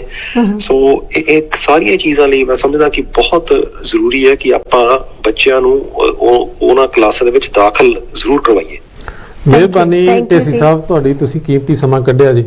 ਸ਼ੁਕਰਿਆ ਜੀ। ਥੈਂਕ ਯੂ ਜੀ, ਬਾਏ ਬਾਏ, ਸਤਿ ਸ਼੍ਰੀ ਅਕਾਲ ਜੀ। ਢੇਸੀ ਸਾਹਿਬ ਉਹਨਾਂ ਨੇ ਬਹੁਤ ਵਧੀਆ ਪੁਆਇੰਟ ਟੱਚ ਕੀਤੇ ਆ। ਇੱਕ ਤਾਂ ਉਹਨਾਂ ਨੇ ਇਹ ਕਿਹਾ ਵਾ ਕਿ ਜਿਹੜੇ ਬੱਚੇ ਆ ਉਹ ਉਹਨਾਂ ਦੀ ਗਿਣਤੀ ਬੜੀ ਘੱਟ ਹੀ। ਹੁਣ ਇੱਥੇ ਜਿਹੜਾ A ਲੈਵਲ ਤੇ 2015 ਦੇ ਵਿੱਚ ਬੈਨ ਲੱਗਾ ਸੀਗਾ ਨਾ ਜੀ, ਕਿ ਬੰਦ ਕਰ ਦੇਣਾ 20 ਨੂੰ, ਇਸੇ ਕਰਕੇ ਸੀਗਾ ਕਿ ਬੱਚੇ ਬੜੇ ਘੱਟ ਗਏ ਸੀਗੇ ਪੰਜਾਬੀ GCSE ਕਰਨ ਵਾਲੇ ਤੇ ਪੰਜਾਬੀ A ਲੈਵਲ ਕਰਨ ਵਾਲੇ, ਤੇ ਸਾਰੇ ਪੰਜਾਬੀ ਜਿਹੜੇ ਸੀ ਉਹਨਾਂ ਨੇ ਜ਼ੋਰ ਲਾ ਦਿੱਤਾ ਤੇ ਗਿਣਤੀ ਵੱਧ ਗਈ ਸੀ। ਲੇਕਿਨ ਪਿਛਲੇ ਸਾਲ ਫਿਰ ਜਿਹੜੀ ਗਿਣਤੀ ਆ ਉਹ ਘਟ ਗਈ ਹੈ। ਤਕਰੀਬਨ A ਲੈਵਲ ਜਿਹੜੇ ਆ ਉਹਦੀ 97 ਕੈਂਡੀਡੇਟ ਜਿਹੜੇ ਘਟੇ ਆ ਪਿਛਲੇ ਸਾਲ, ਤੇ 161 ਜਿਹੜੇ ਆ GCSE ਦੇ ਦੇਣ ਵਾਲੇ ਜਿਹੜੇ ਆ ਸਟੂਡੈਂਟ ਆ, ਬੱਚੇ ਆ, ਕੈਂਡੀਡੇਟ ਆ, ਉਹ ਘਟੇ ਆ। ਤੇ ਇਹ ਗੱਲ ਉਹਨਾਂ ਨੇ ਬਹੁਤ ਵਧੀਆ ਕੀਤੀ ਹੈ ਤੇ ਚਿੰਤਾਜਨਕ। ਸਾਰਿਆਂ ਨੂੰ ਫੇਰ ਇੱਕ ਵਾਰੀ ਧਿਆਨ ਦੇਣਾ ਪੈਣਾ, ਕਿਉਂਕਿ ਇੱਕ ਵਾਰੀ ਜਦੋਂ ਕੋਈ ਗੱਲ ਉੱਠਦੀ ਆ ਤਾਜੀ ਹੁੰਦੀ, ਉਦੋਂ ਸਾਰੇ ਜ਼ੋਰ ਮਾਰ ਦਿੰਦੇ ਆ, ਉਸ ਤੋਂ ਬਾਅਦ ਫਿਰ ਢਿੱਲੇ ਪੈ ਜਾਂਦੇ ਆ ਤੇ ਉਹਦੇ ਨਾਲ ਫਿਰ ਢਿਲਾਈ ਆ ਜਾਂਦੀ ਹੈ। ਮੈਂ ਇਦਾਂ ਸੋਚਦੀ ਹਾਂ ਭਕਨਾ ਸਾਹਿਬ ਕਿ ਜਦੋਂ ਅਸੀਂ ਆਪਣੀ ਮਾਂ ਬੋਲੀ ਨੂੰ ਬੋਲਦੇ ਹਾਂ ਘਰ ਦੇ ਵਿੱਚ, ਜਦੋਂ ਅਸੀਂ ਬੋਲਦੇ ਹਾਂ, ਤੇ ਜਿੱਦਾਂ ਢੇਸੀ ਸਾਹਿਬ ਨੇ ਵੀ ਕਿਹਾ ਕਿ ਉਹਨਾਂ ਦੇ ਪੇਰੈਂਟਸ ਨੇ ਵੀ ਜਿੱਦਾਂ ਨਾਲ ਪਿਆਰ ਸੀਗਾ ਇਦਾਂ, ਤੇ ਜਦੋਂ ਬੱਚੇ ਇੰਡੀਆ ਜਾਂਦੇ ਨੇ, ਪੰਜਾਬ ਦੇ ਵਿੱਚ ਜਾਂਦੇ ਨੇ, ਤੇ ਜਿਹੜੇ ਬਜ਼ੁਰਗ ਨੇ ਉਹਨਾਂ ਨੂੰ ਉਹ ਤਾਂ ਇੰਗਲਿਸ਼ ਦੇ ਵਿੱਚ ਉਹਨਾਂ ਨੂੰ ਗੱਲਬਾਤ ਨਹੀਂ ਆਉਂਦੀ, ਤੇ ਬੱਚੇ ਜਿਹੜੇ ਨੇ ਉਹਨਾਂ ਨਾਲ ਘੁਲ ਮਿਲ ਨਹੀਂ ਸਕਦੇ। ਹਾਂਜੀ, ਹੈ ਨਾ। ਤੇ ਉਹਨਾਂ ਦੇ ਵਿੱਚ ਇੱਕ ਜਿੱਦਾਂ ਮਤਲਬ ਕਿ ਦੀਵਾਰ ਜਿਹੀ ਰਹਿ ਜਾਂਦੀ ਹੈ ਕਿ ਉਹ ਪੂਰੀ ਤਰ੍ਹਾਂ ਨਾਲ ਕਮਿਊਨੀਕੇਟ ਨਹੀਂ ਕਰ ਪਾਉਂਦੇ ਆਪਣੇ ਦਾਦੇ ਬਾਬੇ ਦਾਦੀਆਂ ਦੇ ਨਾਲ। ਤੇ ਉੱਥੇ ਜਿਹੜਾ ਆ, ਉੱਥੇ ਇਹ ਲੱਗਦਾ ਹੈ ਕਿ ਨਹੀਂ, ਬੱਚਿਆਂ ਨੂੰ ਆਪਣੀ ਮਾਂ ਲੈਂਗੁਏਜ ਜਿਹੜੀ ਆ ਉਹ ਜ਼ਰੂਰ ਆਉਣੀ ਚਾਹੀਦੀ ਹੈ, ਤਾਂ ਕਿ ਉਹ ਆਪਣੇ ਬਜ਼ੁਰਗਾਂ ਦੇ ਨਾਲ ਜੋ ਹੈ ਉਹ ਵਧੀਆ ਤਰੀਕੇ ਦੇ ਨਾਲ ਗੱਲਬਾਤ ਕਰ ਸਕਣ। ਜੀ, ਹੁਣ ਢੇਸੀ ਸਾਹਿਬ ਜਿਸ ਤਰ੍ਹਾਂ ਕਹਿ ਰਹੇ ਸੀ ਕਿ ਸਰਕਾਰੀ ਦੇ ਹਿਸਾਬ ਦੇ ਨਾਲ ਅਜੇ 2 ਮਹੀਨੇ ਪਏ ਆ, ਲੇਕਿਨ ਆਪਾਂ ਜੇ ਸੋਚੀਏ ਪੰਜਾਬੀ ਕਮਿਊਨਿਟੀ ਦੇ ਹਿਸਾਬ ਨਾਲ, ਹਨਾ, ਪੰਜਾਬੀ ਭਾਈਚਾਰਾ ਜਿਹੜਾ ਇੱਥੇ ਰਹਿੰਦਾ, ਉਹਦੇ ਹਿਸਾਬ ਨਾਲ ਆਪਣੇ 8-9 ਵੀਕ ਜਿਹੜੇ ਕੁਝ ਵੀ ਨਹੀਂ ਹੈ, ਕਿਉਂਕਿ ਅਜੇ ਤੱਕ ਆਪਣੇ ਕੋਲ ਜਿਹੜਾ ਮੀਰਪੁਰ ਪੰਜਾਬੀ ਭਾਈਚਾਰਾ ਵਾ ਜਾਂ ਅਹਿਮਦੀ ਪੰਜਾਬੀ ਭਾਈਚਾਰਾ ਵਾ, ਉੱਥੋਂ ਤੱਕ ਪਹੁੰਚ ਨਹੀਂ ਕੀਤੀ ਗਈ ਅਜੇ ਤੱਕ। ਹਾਂਜੀ, ਅਜੇ ਆਪਾਂ ਉਹਨਾਂ ਦੇ ਨਾਲ ਵੀ ਤਾਲਮੇਲ ਕਰਕੇ ਉਹਨਾਂ ਨੂੰ ਵੀ ਨਾਲ ਜੋੜਨਾ ਵਾ, ਤੇ ਪਾਕਿਸਤਾਨੀ ਪੰਜਾਬੀ ਭਾਈਚਾਰਾ ਤੇ ਫਿਰ ਵੀ ਜਾਗਰਤ ਹੋ ਚੁੱਕਾ ਵਾ, ਲੇਕਿਨ ਇੱਥੇ UK ਦੇ ਵਿੱਚ ਬਹੁਤ ਵੱਡੀ ਗਿਣਤੀ ਦੇ ਵਿੱਚ ਮੀਰਪੁਰ ਪੰਜਾਬੀ ਭਾਈਚਾਰਾ ਵਾ, ਤੇ ਅਹਿਮਦੀ ਭਾਈਚਾਰਾ ਵੀ ਆ, ਲੇਕਿਨ ਅਜੇ ਤੱਕ ਆਪਾਂ ਉੱਥੋਂ ਤੱਕ ਪਹੁੰਚ ਨਹੀਂ ਕਰ ਸਕੇ। ਹਾਂਜੀ, ਤੇ ਕੋਵਿਡ ਦੀ ਜਿਹੜੀ ਇਹਨਾਂ ਨੇ ਗੱਲ ਕੀਤੀ ਉਹ ਵੀ ਬੜੀ ਅਹਿਮ ਆ ਜੀ। ਬਿਲਕੁਲ, ਤੇ ਕੋਵਿਡ ਜਿਹੜਾ ਵਾ, ਇਹ ਬਹੁਤ ਸਾਰੀਆਂ ਗੱਲਾਂ ਮੈਂ ਸੁਣ ਰਿਹਾ ਇਧਰੋਂ ਉਧਰੋਂ, ਮੈਨੂੰ ਪਤਾ ਲੱਗ ਰਹੀਆਂ, ਫੋਨ ਵੀ 1-2 ਦੋਸਤਾਂ ਦੇ ਆਏ ਸੀਗੇ ਕਿ ਲੋਕ ਕੋਵਿਡ ਦਾ ਜਿਹੜਾ ਵੈਕਸੀਨ ਹੈ ਉਹ ਤੋਂ ਡਰ ਰਹੇ, ਹਨਾ ਜੀ, ਕਿ ਪਤਾ ਨਹੀਂ ਕੀ ਹੋ ਜਾਣਾ, ਹਨਾ। ਹਾਂਜੀ, ਤੇ ਮੈਂ ਇਹ ਬੇਨਤੀ ਮੋਸਟਲੀ ਲੋਕਾਂ ਦੇ ਦਿਮਾਗ ਦੇ ਵਿੱਚ ਇਹ ਹੈ ਕਿ ਸ਼ਾਇਦ ਉਹਦਾ ਕੋਈ ਸਾਈਡ ਇਫੈਕਟ ਹੋ ਸਕਦਾ ਹੈ। ਹਾਂਜੀ, ਸਾਈਡ ਇਫੈਕਟ ਹੋ ਸਕਦਾ, ਮੈਂ ਇਹ ਨਹੀਂ ਕਹਿੰਦਾ ਕਿ ਨਹੀਂ ਹੋ ਸਕਦਾ। ਸਾਈਡ ਇਫੈਕਟ ਤਾਂ ਪੈਰਾਸੀਟਾਮੋਲ ਦਾ ਵੀ ਹੈ, ਲੇਕਿਨ ਦੇਖੋ ਸਾਇੰਸਦਾਨਾਂ ਨੇ ਬੜੀ ਮਿਹਨਤ ਨਾਲ ਵੈਕਸੀਨ ਤਿਆਰ ਕੀਤੀ ਆ, ਤੇ ਜਿਹੜੀ ਗੱਲੋਂ ਉਹ ਡਰ ਰਹੇ ਆ ਸਾਈਡ ਇਫੈਕਟ ਤੋਂ, ਐਕਚੁਅਲੀ ਨਹੀਂ ਡਰ ਰਹੇ। ਐਕਚੁਅਲੀ ਲੋਕ ਮੇਰੇ ਤੱਕ ਅਪਰੋਚ ਤੇ ਇਹ ਆਈ ਹੈ ਕਿ DNA ਚੇਂਜ ਕਰ ਰਿਹਾ। ਦੇਖੋ, DNA ਐਡੀਟਿੰਗ ਜਿਹੜੀ ਆ ਇਹ ਬੜਾ ਸੀਰੀਅਸ ਮਸਲਾ ਵਾ, ਇਹ ਨਹੀਂ ਹੋ ਸਕਦੀ ਕਿ ਕੋਈ ਵੀ ਦੇਸ਼ ਨਹੀਂ ਕਰ ਸਕਦਾ। ਚੀਨ ਦੇ ਵਿੱਚ ਇੱਕ ਸਾਇੰਸਦਾਨ ਨੇ DNA ਐਡੀਟਿੰਗ ਕਰਕੇ ਇੱਕ ਡਿਜ਼ਾਈਨਰ ਬੇਬੀ ਤਿਆਰ ਕੀਤਾ ਸੀਗਾ, ਤੇ ਉਹਦੀ ਸ਼ਾਮਤ ਆ ਗਈ ਸੀ, ਉਹਨੂੰ ਚੁੱਕ ਕੇ ਜੇਲ੍ਹ 'ਚ ਸੁੱਟ ਦਿੱਤਾ ਗਿਆ ਸੀਗਾ, ਤੇ ਬਹੁਤ ਜ਼ਿਆਦਾ ਰੌਲਾ ਪੈ ਗਿਆ ਸੀਗਾ। ਤੇ ਹੁਣ ਸਾਇੰਸਦਾਨ ਇੱਥੋਂ ਤੱਕ ਪਹੁੰਚ ਗਏ ਆ, ਇਹ ਵੈਕਸੀਨ ਤਿਆਰ ਕਰਦਿਆਂ ਬਹੁਤ ਅੱਗੇ ਦੀ ਖੋਜ ਹੋ ਚੁੱਕੀ ਆ, ਤੇ ਜਿਹੜਾ ਪ੍ਰੋਟੀਨ ਆ ਉਹਦੀ ਫੋਲਡਿੰਗ ਜਿਹੜੀ ਆ, ਉਹਦੇ ਬਾਰੇ ਸਟੱਡੀ ਕਰ ਲਈ ਆ ਸਾਇੰਸਦਾਨਾਂ ਨੇ। ਲੇਕਿਨ ਫਿਰ ਵੀ ਜਿੰਨਾ ਮਰਜ਼ੀ ਅੱਗੇ ਪਹੁੰਚ ਜਾਣ, DNA ਐਡੀਟਿੰਗ ਨਹੀਂ ਹੋ ਸਕਦੀ, ਤੇ ਵੈਕਸੀਨ ਦਾ ਕੋਈ ਖਤਰਾ ਨਹੀਂ ਹੈ। ਤੇ ਗਵਰਨਮੈਂਟ ਦੇ ਜਿਹੜੇ ਹਦਾਇਤ ਆ, ਗਵਰਨਮੈਂਟ ਜੋ ਕਹਿੰਦੀ ਆ ਉਹ ਆਪਾਂ ਨੂੰ ਮੰਨਣਾ ਚਾਹੀਦਾ। ਤੇ ਗਵਰਨਮੈਂਟ ਤਾਂ ਇੰਨਾ ਜ਼ਿਆਦਾ ਜ਼ੋਰ ਲਾ ਰਹੀ ਆ ਨਾ ਜੀ, ਕਿ ਹੁਣ ਵੈਕਸੀਨ ਜਿਹੜੀ ਉਹਦੀ 24/7 ਵੀ ਉਹਨਾਂ ਨੇ ਸ਼ੁਰੂ ਕਰ ਦੇਣੀ ਆ। ਤੇ ਜਿਹੜਾ ਮਹਾਮਾਰੀ ਤੋਂ ਬਚਣ ਦਾ ਇਸ ਵੇਲੇ ਆਪਣੇ ਕੋਲ ਜਿਹੜਾ ਹਥਿਆਰ ਜਿਹੜਾ ਤਿਆਰ ਹੋ ਚੁੱਕਾ, ਬੜੀ ਮਿਹਨਤ ਨਾਲ ਸਾਇੰਸਦਾਨਾਂ ਨੇ ਤਿਆਰ ਕੀਤਾ, ਉਹ ਤੋਂ ਡਰਨਾ ਨਹੀਂ ਚਾਹੀਦਾ, ਸਗੋਂ ਆਪ ਫੋਨ ਕਰਕੇ ਪੁੱਛਣਾ ਚਾਹੀਦਾ ਵੀ ਦੱਸੋ ਵੀ ਕਦੋਂ ਲਾਉਣਾ ਜੀ। ਮੈਂ ਪਰਸੋਂ ਤੁਹਾਨੂੰ ਦੱਸਿਆ ਸੀ ਕਿ ਮੈਂ ਪਰਸੋਂ ਜਿਹੜਾ ਵਾ ਫਲੂ ਦਾ ਟੀਕਾ ਲਵਾ ਕੇ ਆਇਆ ਜ਼ਿੰਦਗੀ 'ਚ ਪਹਿਲੀ ਵਾਰੀ, ਸਿਰਫ ਇਸੇ ਕਰਕੇ ਕਿ ਕਿਤੇ ਫਲੂ ਹੋ ਜਾਵੇ ਤੇ ਉਹ ਸਿੰਪਟਮ ਤੇ ਸੇਮ ਹੀ ਆ, ਤੇ ਮਾਰਕੀਟ 'ਚ ਗਿਆ ਕਿਤੇ ਖੰਘ ਨਾ ਆ ਜਾਏ, ਹਨਾ, ਕਿਉਂਕਿ ਬਾਕੀ ਲੋਕੀ ਤੁਹਾਨੂੰ ਪਤਾ ਇੱਥੇ ਤੇ ਕੋਈ ਅੱਜ ਕੱਲ ਖੰਘ ਵੀ ਨਹੀਂ ਸਕਦਾ। ਹਾਂਜੀ ਬਿਲਕੁਲ ਬਿਲਕੁਲ ਯਾਨੀ ਉਹ ਮਤਲਬ ਕਿ NHS ਦਾ ਲੈਟਰਸ ਵੀ ਜਿਹੜੇ ਆ ਬਜ਼ੁਰਗਾਂ ਨੂੰ ਮਤਲਬ ਕਿ ਪਾ ਰਹੇ ਨੇ, ਜਿਹੜੇ ਘਰ ਦੇ ਵਿੱਚ ਬਜ਼ੁਰਗ ਵੀ ਹੈਗੇ ਨੇ ਉਹਨਾਂ ਲਈ ਲੈਟਰ ਸਪੈਸ਼ਲਸ ਜਿਹੜੀਆਂ ਨੇ ਲੈਟਰਸ ਨੇ ਉਹ ਆ ਰਹੀਆਂ ਨੇ ਕਿ ਤੁਸੀਂ ਵੈਕਸੀਨ ਜਿਹੜਾ ਆ ਉਹ ਲਵਾਉਣ ਵਾਸਤੇ ਤੁਸੀਂ ਫੋਨ ਕਰਕੇ ਤਾਂ ਆਪਣੀ ਅਪਾਇੰਟਮੈਂਟ ਜਿਹੜੀ ਆ ਉਹਨੂੰ ਬੁੱਕ ਕਰੋ। ਸੋ ਬਿਲਕੁਲ ਜੀ, ਜਿਹੜੇ ਇਹ ਵੈਕਸੀਨ ਬਣਾਏ ਗਏ ਨੇ ਬੜੀ ਖੋਜ ਤੋਂ ਬਾਅਦ, ਬੜੇ ਟੈਸਟ ਤੋਂ ਬਾਅਦ ਜਿਹੜੇ ਨੇ ਉਹ ਕਮਿਊਨਿਟੀ ਵਿੱਚ ਲੈ ਕੇ ਆਂਦੇ ਗਏ ਨੇ। ਸੋ ਇਸ ਤੋਂ ਜੋ ਹੈ ਉਹ ਨਹੀਂ ਘਬਰਾਉਣਾ ਚਾਹੀਦਾ ਔਰ ਵੈਕਸੀਨ ਜਿਹੜੇ ਉਹ ਜ਼ਰੂਰ ਲਗਵਾ ਲੈਣੇ ਚਾਹੀਦੇ ਤਾਂ ਕਿ ਸਾਡੀ ਜ਼ਿੰਦਗੀ ਜਿਹੜੀ ਹੈ ਉਹ ਦੁਬਾਰਾ ਜਿਹੜੀ ਹੈ ਉਹ ਨਾਰਮਲ ਹੋ ਸਕੇ, ਜਿਵੇਂ ਅਸੀਂ ਪਹਿਲਾਂ ਦੀ ਜ਼ਿੰਦਗੀ ਅਸੀਂ ਜਿਉਂਦੇ ਸੀਗੇ ਤੇ ਉਹ ਜ਼ਿੰਦਗੀ ਜਿਹੜੀ ਆ ਦੁਬਾਰਾ ਨਾਰਮਲ ਜਿਹੜੀ ਹੈ ਹੋ ਸਕੇ। ਸੋ ਮੈਂ ਇੱਕ ਵਾਰੀ ਜਦ ਤੱਕ ਆਪਾਂ ਦੀ ਫੋਨ ਕਾਲ ਲੱਗਦੀ ਹੈ, ਇੱਕ ਵਾਰੀ ਫਿਰ ਤੋਂ ਮੈਂ ਜਿਹੜਾ ਆ ਐਡਰੈਸ ਜਿਹੜਾ ਵੈਬਸਾਈਟ ਦਾ ਹੈਗਾ ਆ ਉਹ ਮੈਂ ਇੱਕ ਵਾਰੀ ਫਿਰ ਤੋਂ ਰਿਪੀਟ ਕਰ ਦਵਾਂ ਕਿ ਜਿਹੜੇ ਸੈਂਸਸ ਦੇ ਫਾਰਮ ਜਿਹੜੇ ਨੇ ਉਹ ਆ ਗਏ ਨੇ ਤੇ ਉਹ ਜਿਹੜੇ ਫਾਰਮ ਨੇ ਉਹ ਤੁਸੀਂ ਜਿਵੇਂ ਭਕਨਾ ਸਾਹਿਬ ਨੇ ਕਿਹਾ ਕਿ ਤੁਸੀਂ ਜੇ ਸੈਂਸਸ 2021 ਵੀ ਗੂਗਲ ਦੇ ਉੱਤੇ ਤੁਸੀਂ ਕਰਦੇ ਹੋ, ਟਾਈਪ ਕਰਦੇ ਹੋ ਕੁਐਸਚਨ ਸੈਂਸਸ 2021 ਕੁਐਸਚਨਸ ਜਿਹੜੇ ਨੇ ਤੁਸੀਂ ਜਦੋਂ ਟਾਈਪ ਕਰਦੇ ਹੋ ਤੇ ਉਹ ਵੀ ਫਾਰਮ ਵੈਬਸਾਈਟ ਜਿਹੜੀ ਆ ਖੁੱਲ ਜਾਂਦੀ ਹੈ।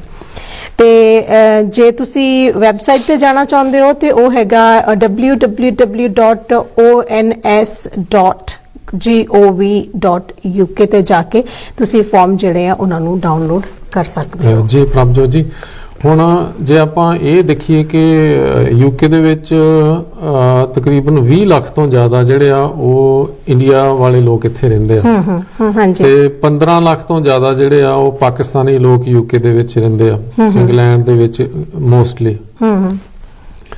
ਤੇ ਜੇ ਆਪਾਂ ਟੋਟਲ 30 ਲੱਖ ਵੀ ਸੋਚ ਲਈਏ, ਜ਼ਿਆਦਾ ਨਹੀਂ ਹਨਾ, ਰਹਿਣੇ ਦੋ, ਤੇ ਫਿਰ ਵੀ ਉਹ ਚੋਂ ਅੱਧੇ ਜਿਹੜੇ ਉਹ ਪੰਜਾਬੀ ਆ ਜੀ। ਹਾਂਜੀ ਜੀ ਬਿਲਕੁਲ। ਤੇ ਜੇ ਹੁਣ 12 14 15 ਲੱਖ ਜਿਹੜੇ ਇੱਥੇ ਪੰਜਾਬੀ ਹੋਣ ਤੇ ਫਿਰ ਵੀ ਚਲੋ 2011 ਦੇ ਵਿੱਚ 10 ਲੱਖ ਤਾਂ ਹੋਣੇ ਹੀ ਆ ਜੀ। ਬਿਲਕੁਲ ਹਾਂਜੀ, 5 ਲੱਖ ਤਾਂ ਪੰਜਾਬੀ ਸਿੱਖ ਹੀ ਸੀਗੇ ਹਾਂਜੀ।